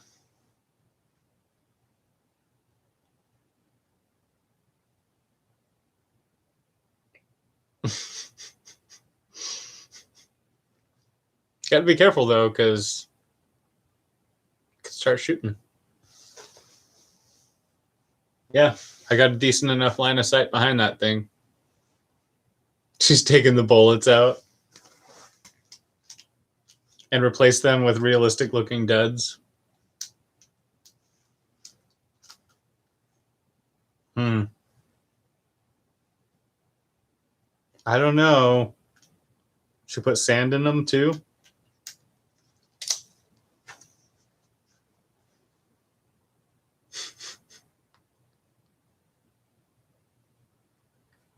What she doesn't know is that when I do my live streams, I have a buddy in a ghillie suit sitting at the very back of the closet just in case. He's been there for 2 days.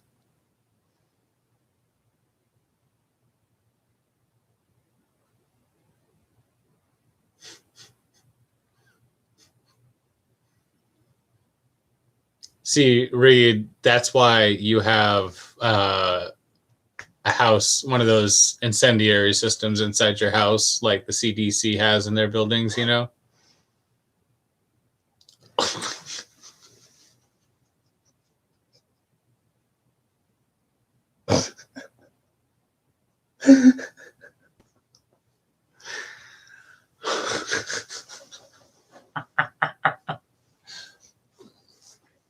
All right, Hooples. Hooples wins.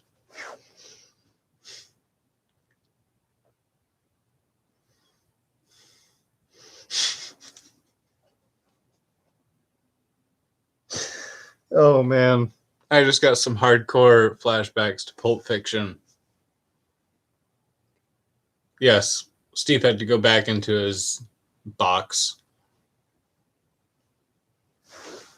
Oh, God.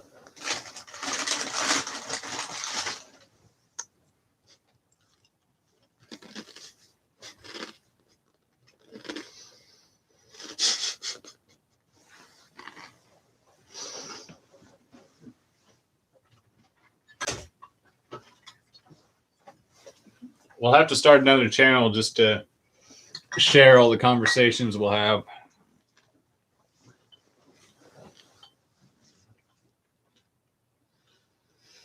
Oh, man.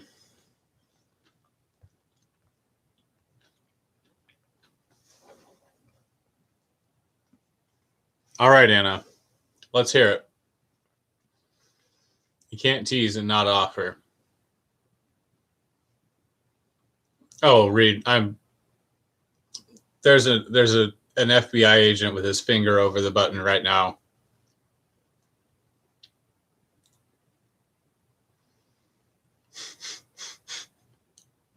And he's laughing his ass off. Oh, man. Someone's going to have to tell Steve about that. That was hilarious. Hopefully I don't end up on the no-fly list before I get home. I like the train, but the train from Toronto to Idaho will probably be like 2 weeks.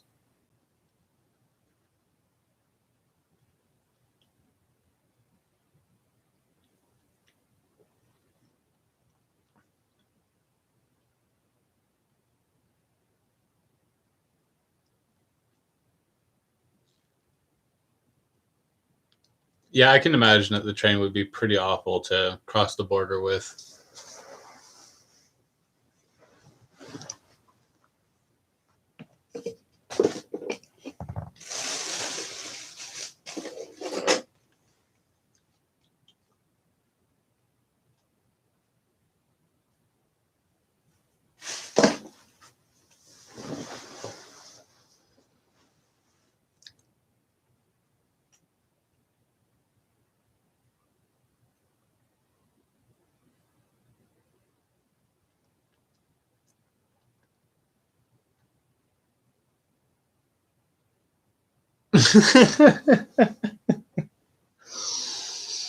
That's awesome, Reed. Sometimes I do step back and go, if normal people knew the kind of stuff that we talk about casually, because we do, most of us are so inured to the topics that we talk about that we don't even realize that we're talking about very serious stuff. I mean, how to bury loved ones. When your mom and your father and your sister die from dysentery, what are you going to do with their bodies? Are you going to stuff them into buckets? We talk about that stuff here. And I think that most people are like, that's horrifying.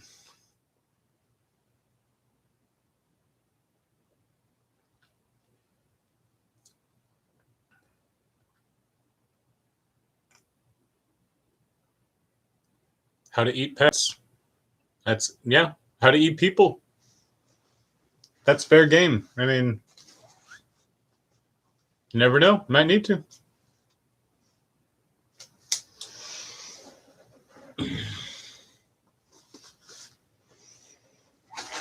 Sometimes the supermarkets go bare, and Joe's your only option. Exactly, Hooples. I mean, I don't really blame people for looking at preppers and going, that's a little bit deranged. That's a little bit dark.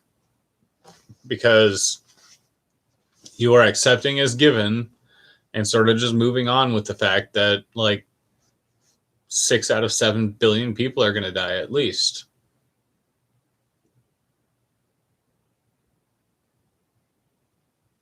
Wayne's in the house. How you doing, Westwind?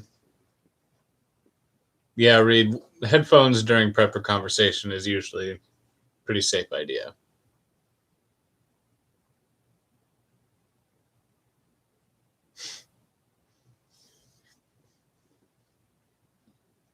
All right. Crowd discussion. We've got a dry hard cider. That's an expensive bottle. That was about $10. That's more than I like to spend on a single drink. So it better be good. Or we have the Ace Perry cider. That's never going to focus properly. That's currently my favorite single cider to drink. Pear and apple go very well. That's what most candies are based on the juice flavors of. So The pear one is a very, very tart, just perfectly tart, delicious cider. So, where's the big ale? You mean the quad? This guy? I don't know. Might be the ale or the cider, and I was sort of hoping for the cider. Unless we're going to be here a while. I might do both, but we'd be here a while. Mix them again. Yeah. Reed, have you had the Perry from Ace? You're probably close enough to California that you might be able to get your hands on that.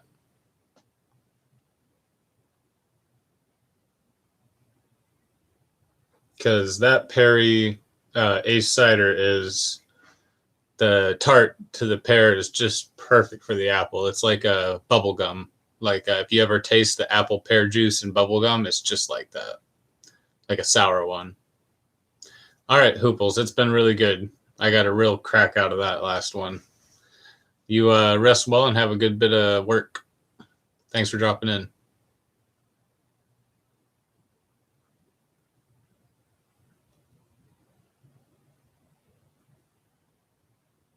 Do they stop selling around midnight out there chasing life? All right, Peter Rouse. Thanks for dropping in, Rousey. I don't know how you pronounce that, but thanks for being here. Have a good dinner. Thanks, Hooples. Much love to you.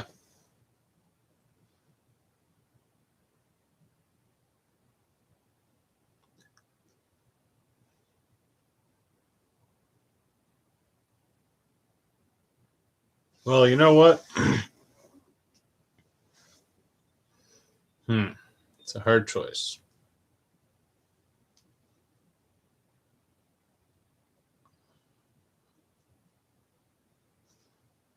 What are you guys drinking? Anybody out there drinking still? Or drinking the same things? Reed, what are you on right now? You're probably like halfway through that bottle.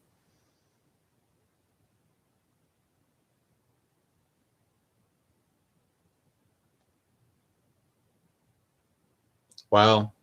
You can buy liquor until 9 here and light alcohol until 2 a.m.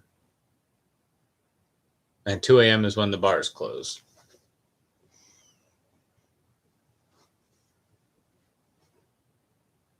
I also like to sip.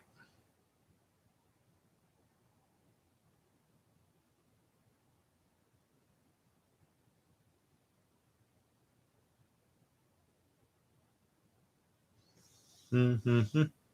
I got a couple things here. Like I said earlier, I've been I'll bring something home to try and then like sit down to try it, lay my head back and fall asleep before I ever start drinking.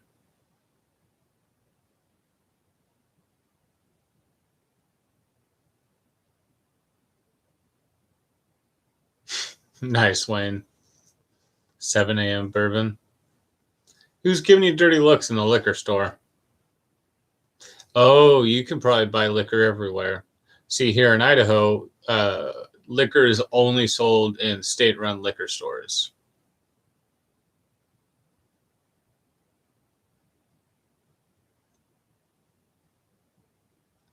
Yeah, I bet Phoenix probably has something.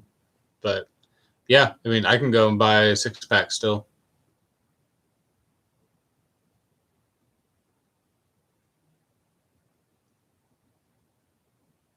Yeah, Reed, I'm definitely one of the kind of people who will stay up for hours and hours if I'm stressed. So I definitely don't like to drink too much. Like, for instance, like I said just now, I often will just pass out before getting a drink. But so something like tonight is a bit more irregular for me. But if I'm really stressed out, that's why I like to keep bourbon around, because I'll get home and just shoot down bourbon knowing that a dose of that will pretty much put me to sleep in a little bit. That's true, chasing life. Oh, go out to the bar. Yeah, you can sit in the bar, get some headphones, listen to me chat. It's fun. I go to live streams at bars sometimes. Super cold Jaeger, huh? Oh yeah, Reed. If you're talking about like a sleeping pill or something like that, no, thank you. All right, I'm gonna try some of this stuff. I know what the Perry tastes like, and I might end up on that, but I spent almost $10 on this bottle to try it out because it's from a local place. So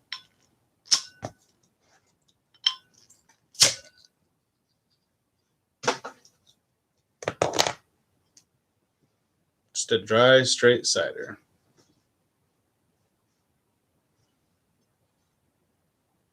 Whoa, it's got some stuff in there.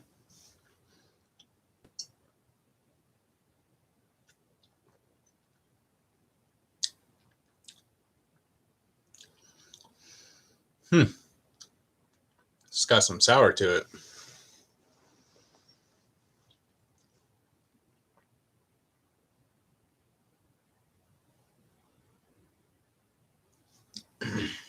Yeah, pain management for beer or alcohol in general.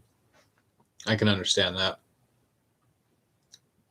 See, I never developed a taste for Jaeger aside from with Red Bull, and I no longer can handle Red Bull. So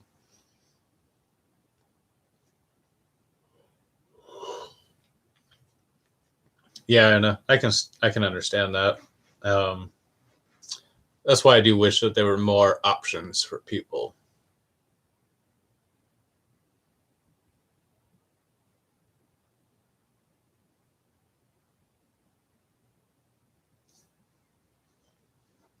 Hmm.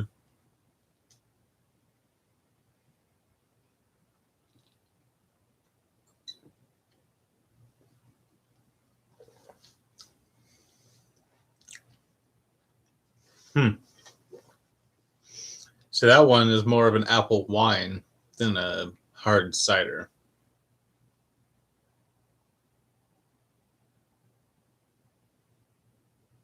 Hmm. Yeah, definitely oaky.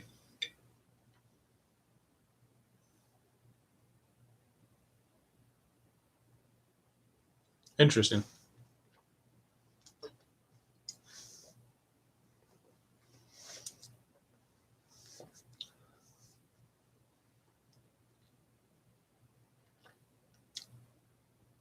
Cool chasing life. Yeah, no, this one is if you're talking about this one, the North Idaho cider lager, dry hard cider. Definitely a little oaky. Um, I'm trying to identify it.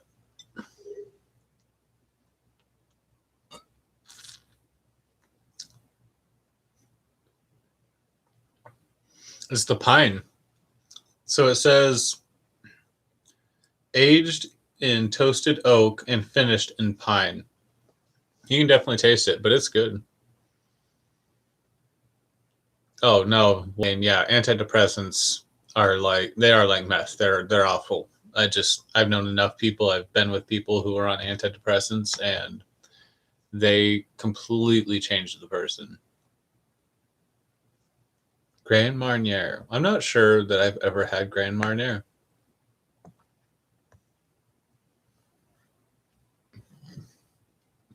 And yes, Reed. Doctors are basically just I mean they're given protocols, just write scripts.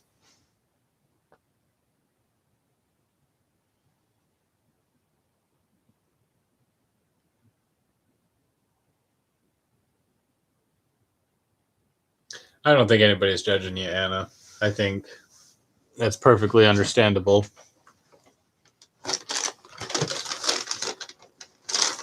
Yeah, I'll try it out, Reed. Definitely.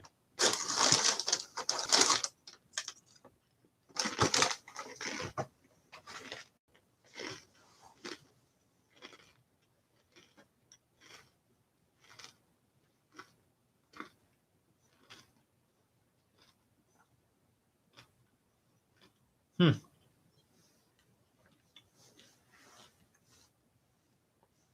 What region are you in again, Chasing Life?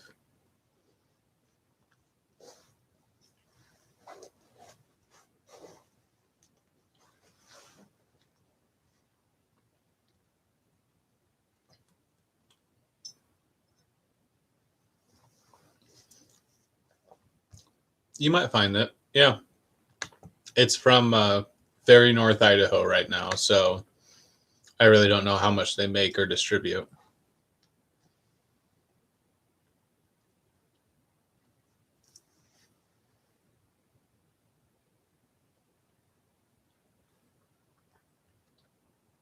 Wow, that sounds really unpleasant, Reed. I'm sorry about that.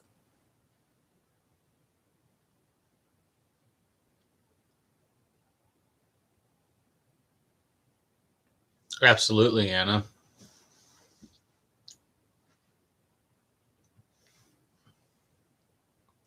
Wow. That really sucks, Reed. I'm sorry.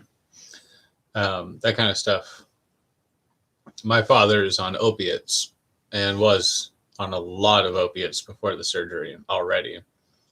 And he has been directly made to suffer because of the opiate crisis, which might have been part of what he needed to do to get off of some of that. But I definitely can commiserate with having your life and your finances being at the whim of whatever the pharmaceutical industry has going on at the moment. And it's stupid. And I agree, Wayne, that a hot toddy or even just any straight whiskey is just a very good remedy. I can't tell you how many times I've used whiskey and salt water to. I mean, mouth pain is just some of the worst pain. I've had plenty of mothers tell me that tooth pain is the worst pain. So that at least lends a little bit of credibility to it. So yeah, salt water and a little bit of warm bourbon.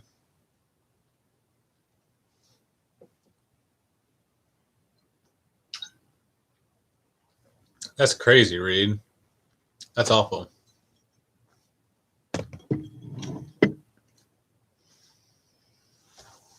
I'm sorry that you have to deal with that.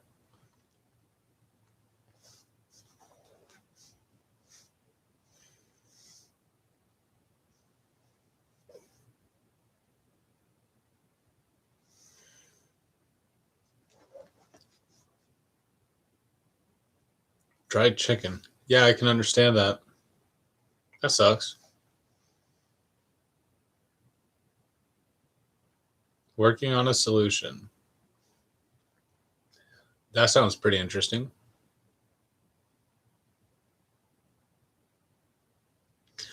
That's good to know, Wayne. Then I have dealt with the worst pain that a person can have because I've had a few abscess teeth. I had pretty poor hygiene when I was growing up and also soft teeth. My grandma didn't have any of her teeth when she was my age. So, um,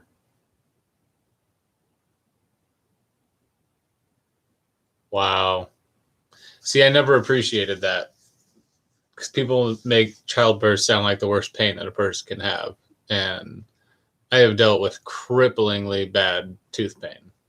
So it's maybe a little reassuring to know that I have reached a little bit of the threshold because I have literally fallen to my knees from having tooth pain, like while working.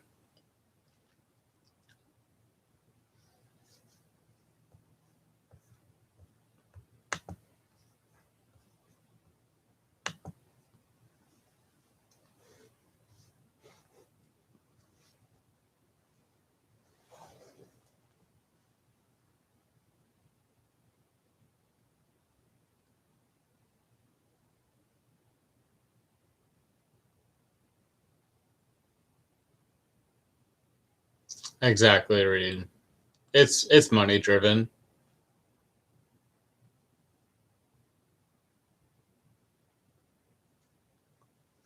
Yeah, see, I'm sort of foolish enough to deal with pain past when I should. And I plan to do a video about it because tooth pain is going to be a very real thing. I mean, tooth problems.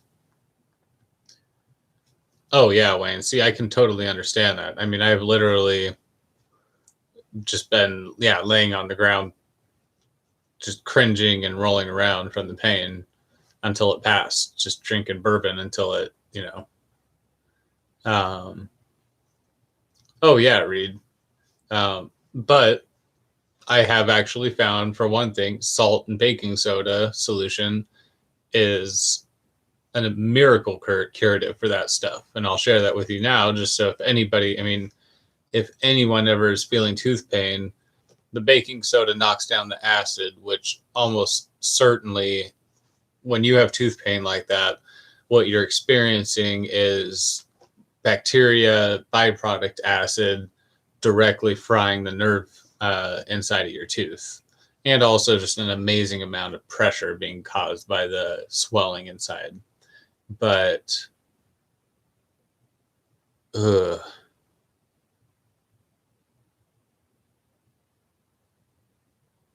Yeah. But,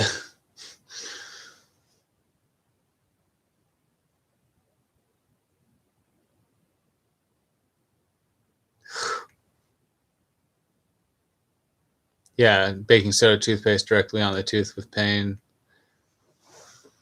Ugh. Yeah, no, we're bringing up some bad memories here, guys.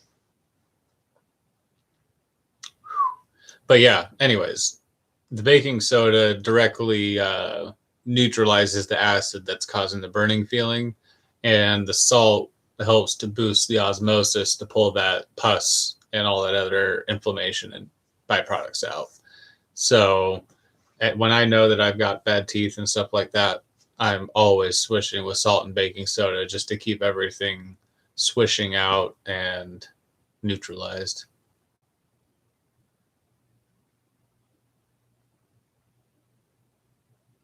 Oh, I believe it, Reed. I absolutely believe it. I have I've used what is that, Ambisol and stuff like that until it actually was doing worse because it actually starts to burn your flesh. Yes, Reed, the baking soda is a lifesaver. Um, if I have no other option, I will literally take a scoop of just pure baking soda and just rub it into my gums, and you can immediately feel it counteracting the acid burning. Um, but it helps boost osmosis because uh, it dissolves in with the water and gets in through the cell walls and stuff, and it starts bonding with a lot of those inflammation products. And then as you swish it out with, so what I do is cold salt and soda water, and then warm fresh water. And the warm fresh water sort of helps to draw everything out. And so you do a few rinses with that, and you do multiple rinses with fresh water to each solution because that the electrolyte imbalance causes it to osmosis out really fast, and you can directly feel the pressure difference changing as you do that. So interesting. Cocaine for altitude sickness. I can sort of believe that. All of the capillaries closing and stuff. All right. Yeah, a couple of you guys have mentioned clove oil, so I'm definitely going to check that out. Yeah, cocaine has always been a gum numbing agent. Oh, that makes sense. In Peru, chewing on it for altitude sickness. The sodium channel. I wondered about that because I know that a lot of tooth pain and stuff like that has to do with sodium channels, with those kinds of reactions. Fascinating. I think that that's similar to what the salt or soda is doing sometimes, because it just sort of does a little bit of a wash over your mouth every time you do it.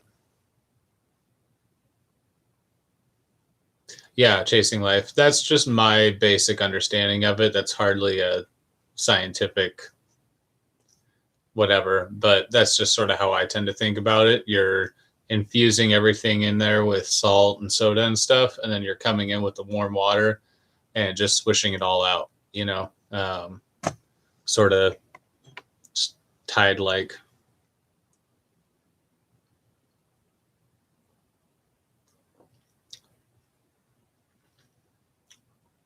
Oh yeah, Wayne, just straight cocaine. They had bottles of it. They'd like mix you an elixir, like those old cough drinks that were like morphine, cocaine, whiskey, a couple other nasty things.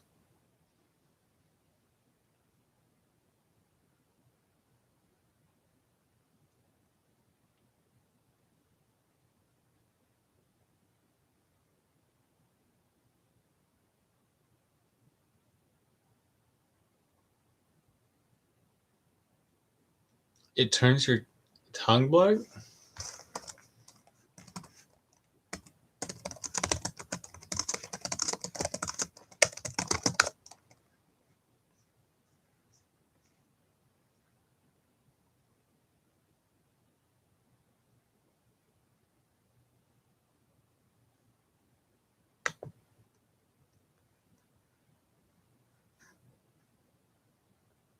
Interesting. You don't have a hairy tongue, do you, Anna?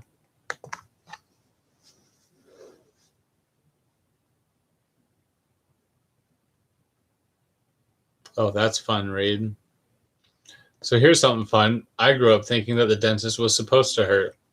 It wasn't until a few years ago when everyone was like, no, make them give you enough shots until you don't feel a single damn thing. Then I was like, oh, okay, because I've been dealing with agony every time I still go to the dentist because apparently it takes 3 times the normal amount that most people need to get me numb. But I was just like, all right, we're doing this.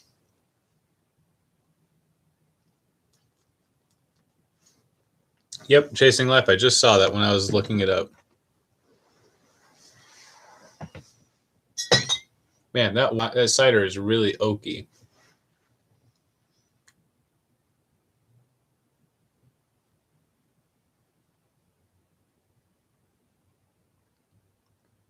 Oh yeah, Chasing Life. You've got mental illness. Here's some alcohol for it.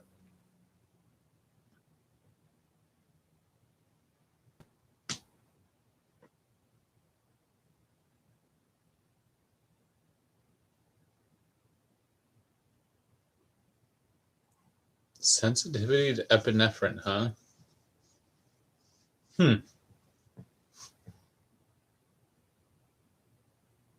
Yeah, I mean, it's good, but it's really not my thing.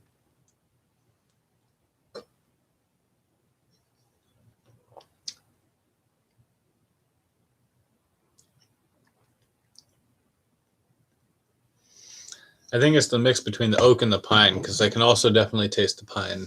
And pine is for building. Not building, but, you know, layering over your walls. That makes sense, Reed.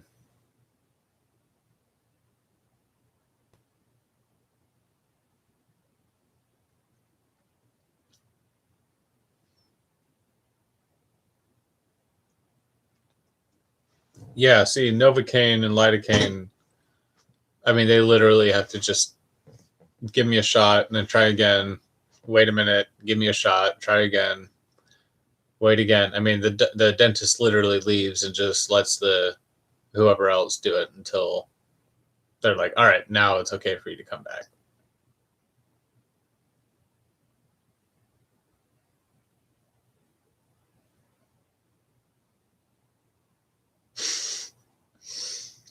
I think all women should be forced to look like the devil.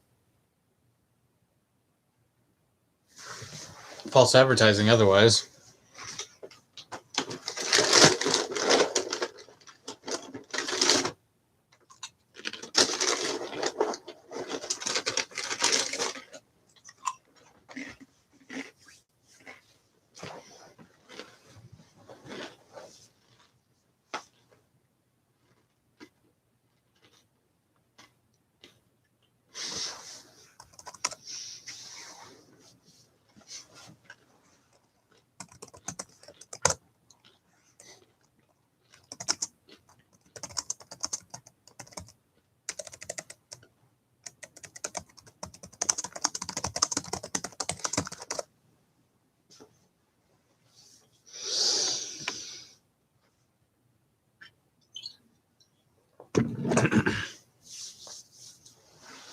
No, I'm just fine, but I like to poke fun at them because I am of the opinion that women are much crueler than they are given credit for.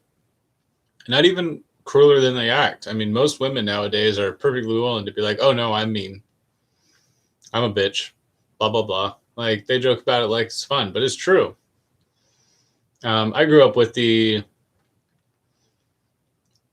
idea that women were supposed to be warm and sweet and caring and things like that, but let's face it, that's not necessarily the reality for most women.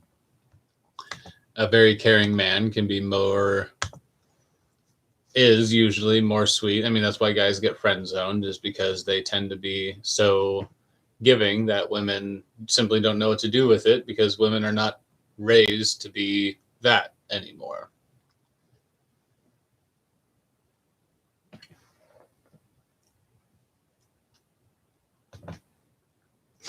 Thank you, Chasing Life. And Wayne, I've been through not a paperwork type of divorce, but I've lost the truck, I've lost the house, I've had to buy the house back because I lost the house, even though I built it with my two hands.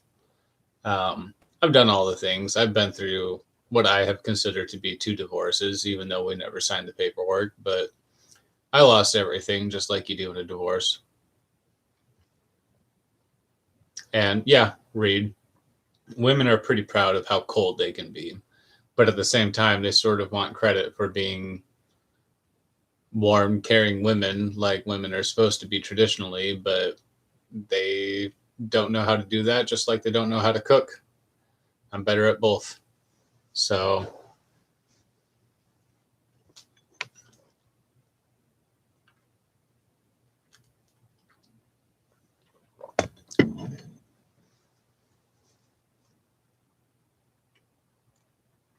I can see that, Reed. I've actually often wondered if foreign women don't have a lot of the problem that American women tend to seem to have. And I also realize that I just, you don't meet a lot of the good women because they're hiding. Um, I have been talking to someone very nice lately, but like I say, I'm generally very salty on women, but I also have my own reservations on my own opinions like that.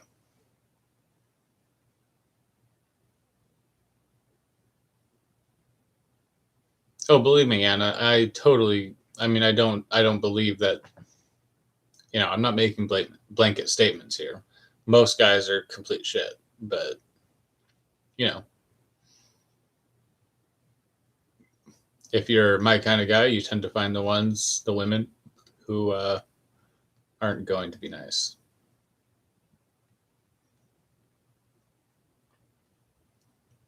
Oh, I agree, Reed. And I've thought about talking about that before, just because it is true. It's almost impossible to find a good committed relationship and have it be something that you want. People just are not raised for that anymore.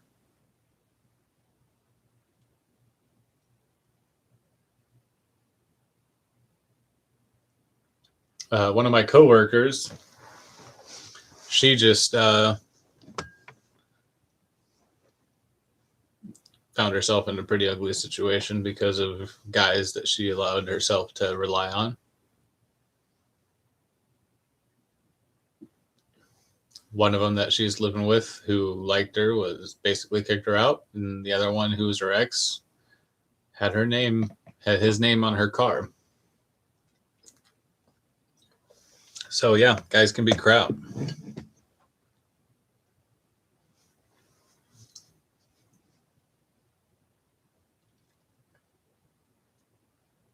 Oh yeah, chasing life. That's most women these days. Didn't grow out of the being a teenage girl and sort of getting everything you want because of thing. It doesn't matter. There are plenty of very on top of it girls, but the thing is, they tend to keep to themselves and be very busy, just like the good guys are. So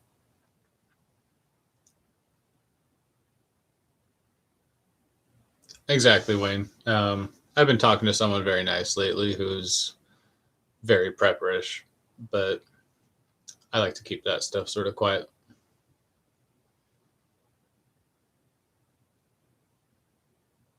And yes, Anna, I would definitely be homeschooling if I had kids. I will never trust any of the people out here in this world with my children.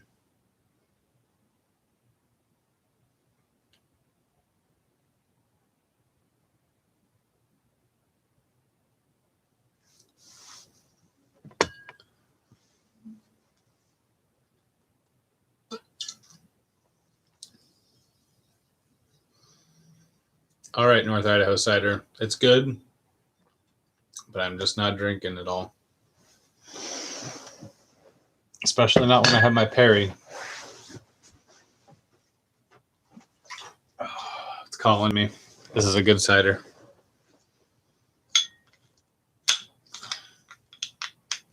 It's tight.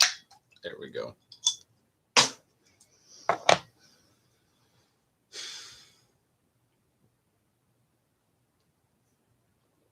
Whew. It's right on the edge of being too sweet, but the tartness is awesome.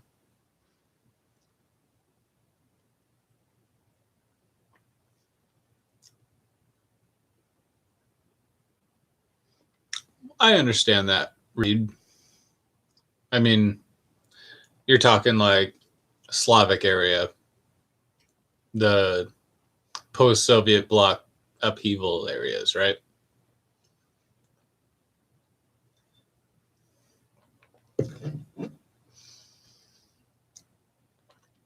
All right, let's do it.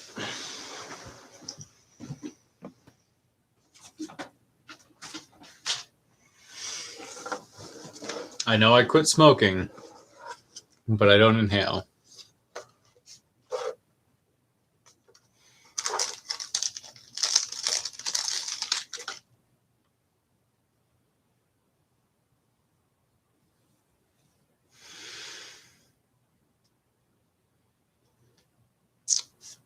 I bought that 1 week ago.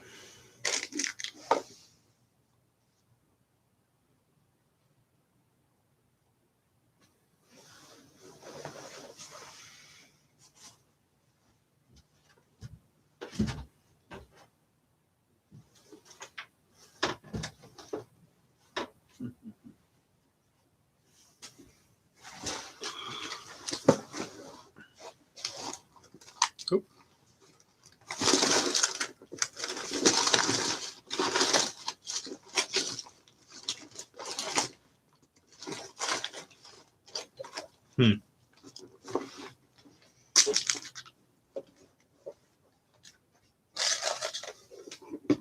Yeah, I just don't know that I could ever.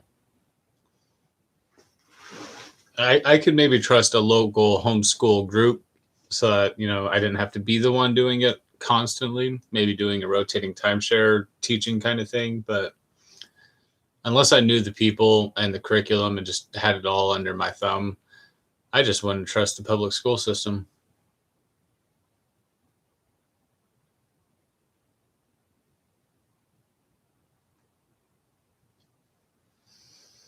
Russia, Ukraine. Okay, interesting, Reed. And I do understand that. Yeah, the culture is different. I appreciate that. Not everything is like the Western world, and some people do behave very differently because of that.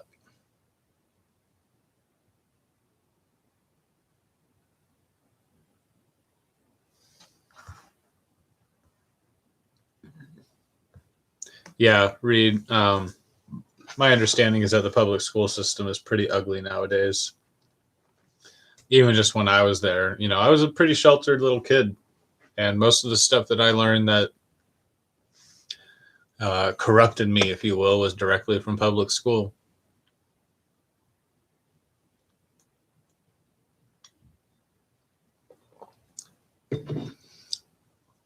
Croatia, interesting.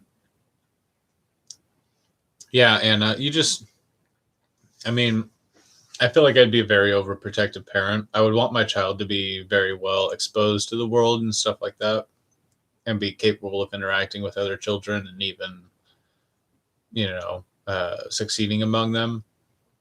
But at the same time, I have a very clear understanding of the very strange situations that children put each other in.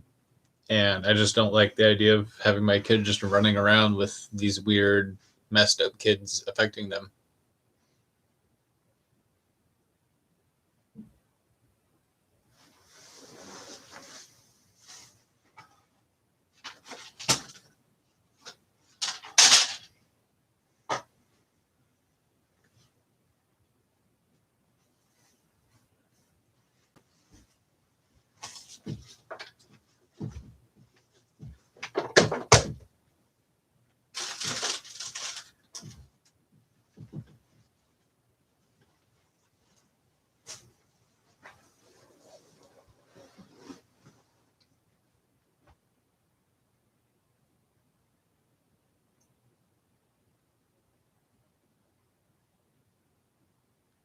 Agreed, Reed. Yeah, most of today's system is definitely meant for creating test takers.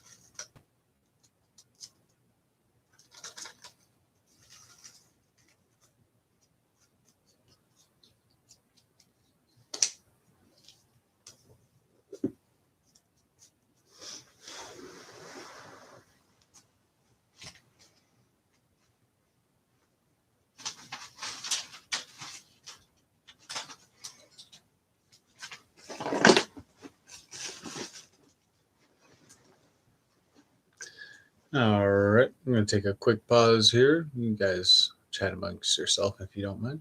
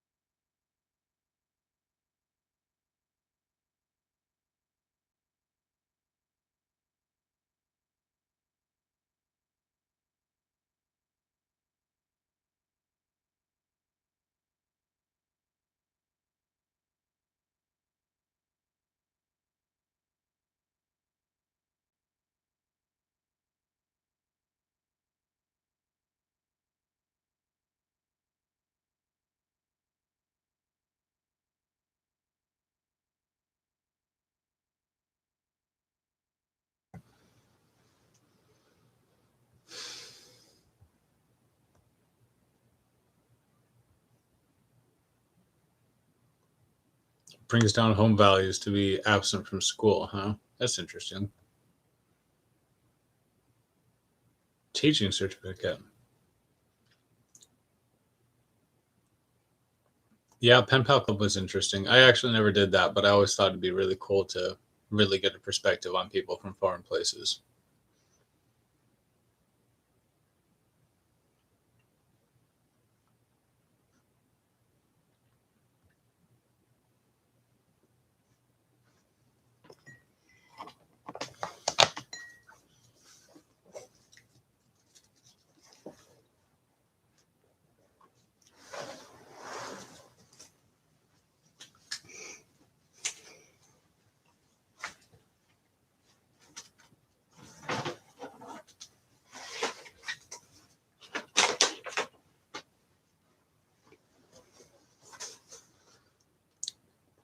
All right, we're going to take this outside so I can have a little puff on a cigar.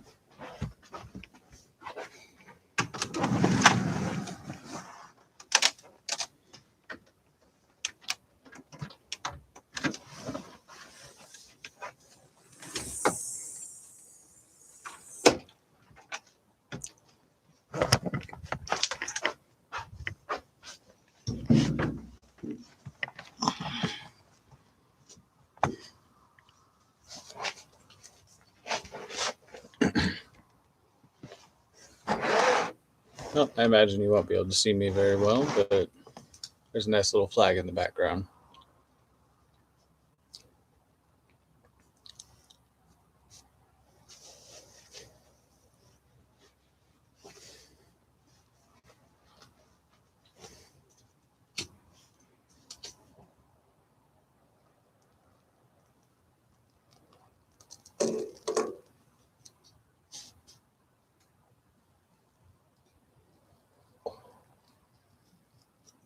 Perfect.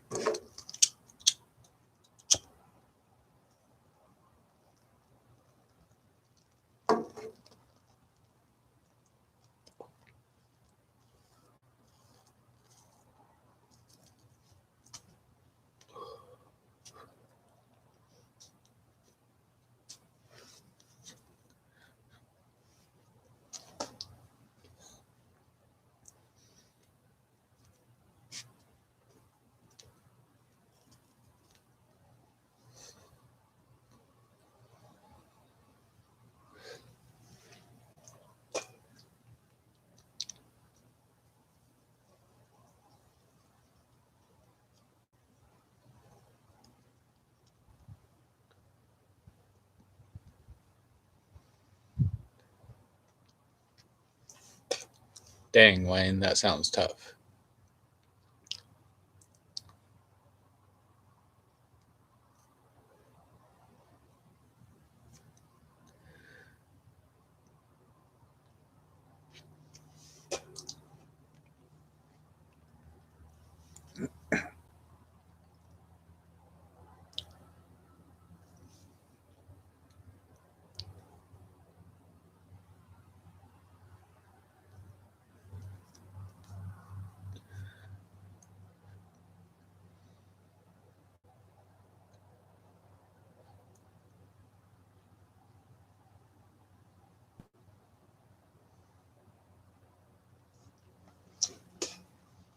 That's crazy, chasing life.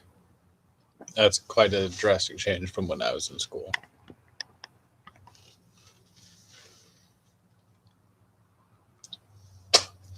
Got shot and went back. That's crazy, Wayne.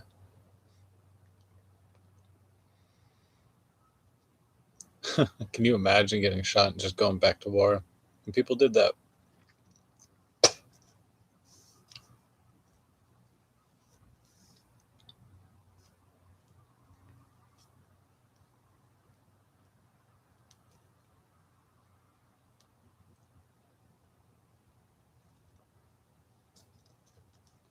That's awful, chasing life.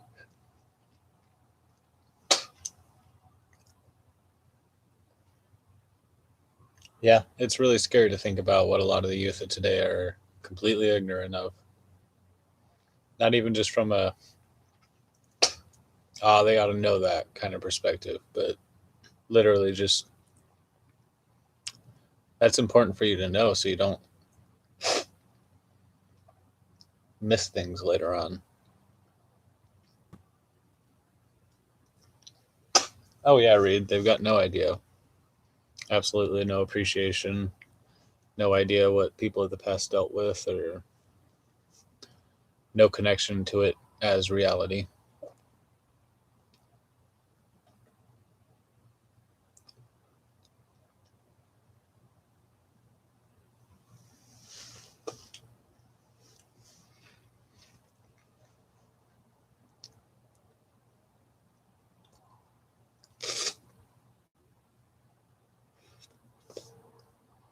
Jeez, Wayne, that's crazy.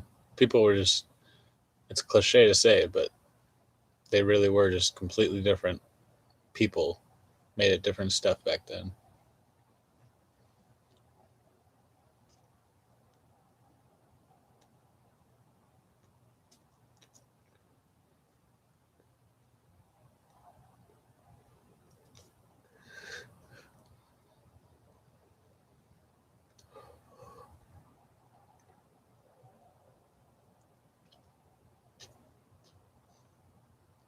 Yeah, exactly, Reed.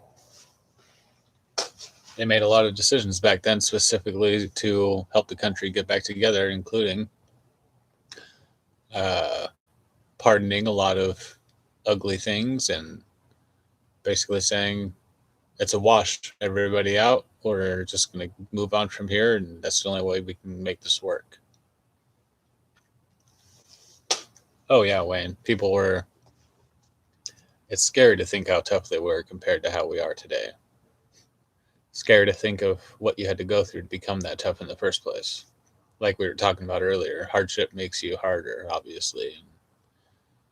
It's almost scary to think of what kind of hardship you had to go through to be as tough as people simply were as a given back in the day. Some of them, at least. And that is tough, Anna. That's just. I was lucky enough to go to a pretty decent school. But even among my peers, I can see why many of them just. It was completely useless to them. Exactly, chasing life. I went to a really good school, so it is scary to think of what kids in worse schools go through.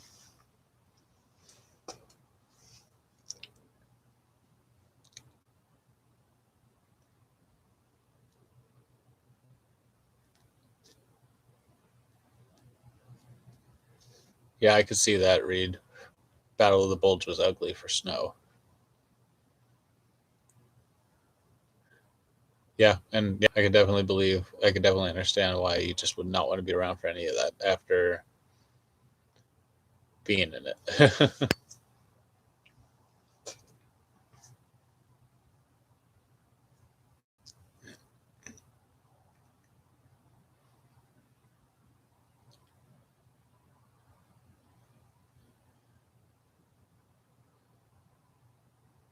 Yeah, absolutely, Anna. I think that most kids who are actually given a proper homeschooling are far ahead of their peers when it comes to critical thinking or any actual practical knowledge or learning compared to just the basically BS that you do learn in public school.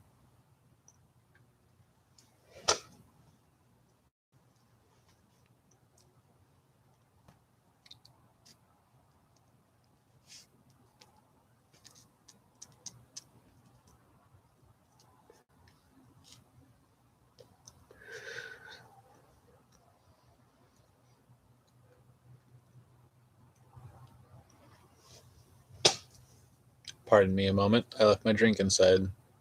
Enjoy the dark ambience.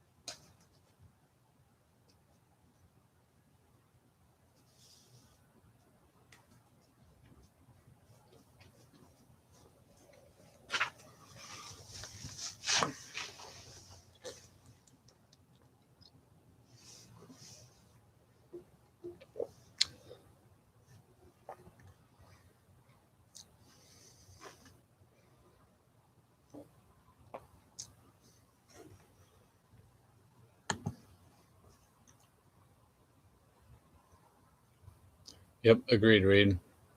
The whole reward system is not necessarily a good thing.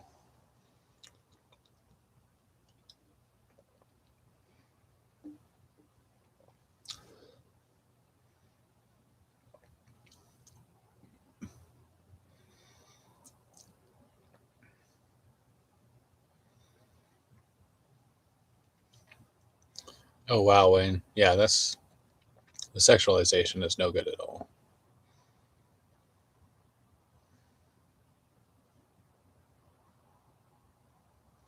I don't.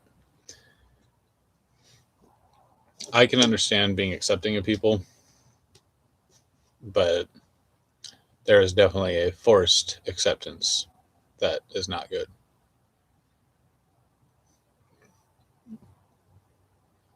What, Reed? Where are these news stories coming from? Are these mainstream or somewhat internet based?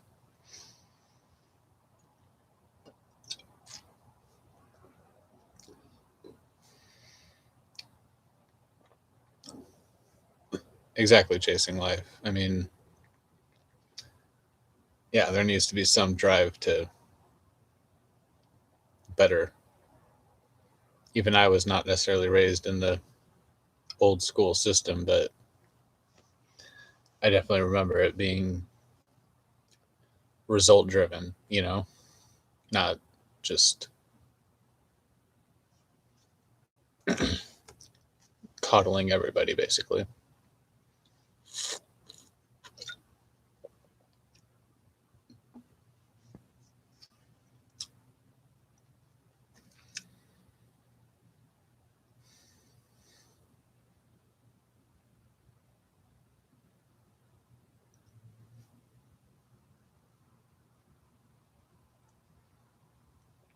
Everything is racists, indeed.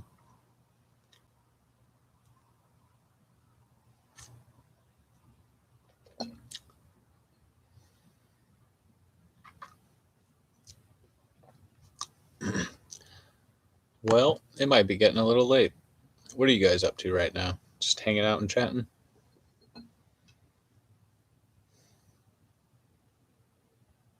Interesting, Reed.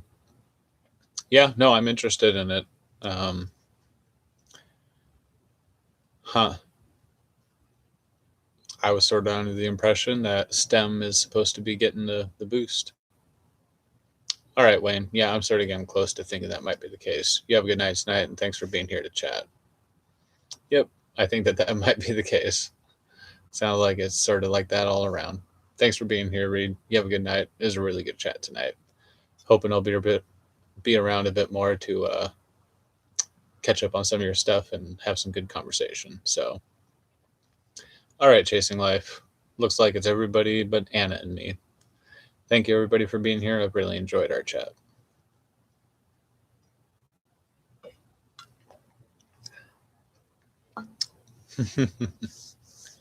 Yep. Thanks for everybody. You guys all rest well tonight. Anna, what are you doing? I think I might go ahead and do a couple things and head to sleep if falls well over there. Let's see. I'll be working in 10 hours, so I probably should sleep.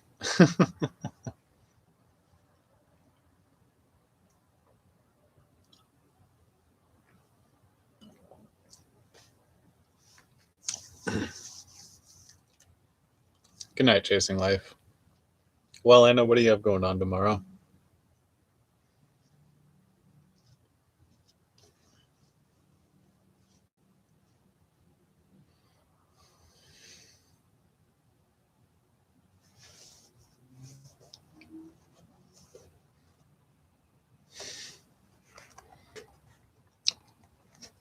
Yeah, I figured it's pretty late there, 4 a.m. Yep, you're over in the east. I've got a friend over there washing all the dirty dishes you made today. That's fun. Yep, that's always something to look forward to.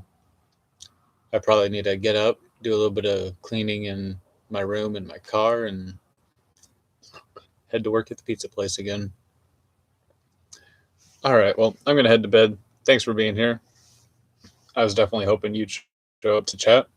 One of my best friends on here, but thanks for being here. I had a really good time talking to you. I'll catch you later on. I'm hoping to do this a little bit more, starting to catch up on my schedule, hopefully put some more videos out and live stream a little bit more often. So you have a good night.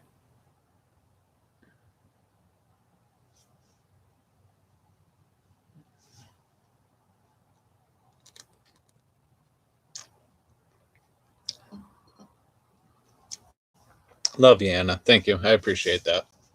I am just grinding away and doing my thing. But you take care as well. I'll shoot you an email. How about that? All right. Much love. Take care. Have a good night.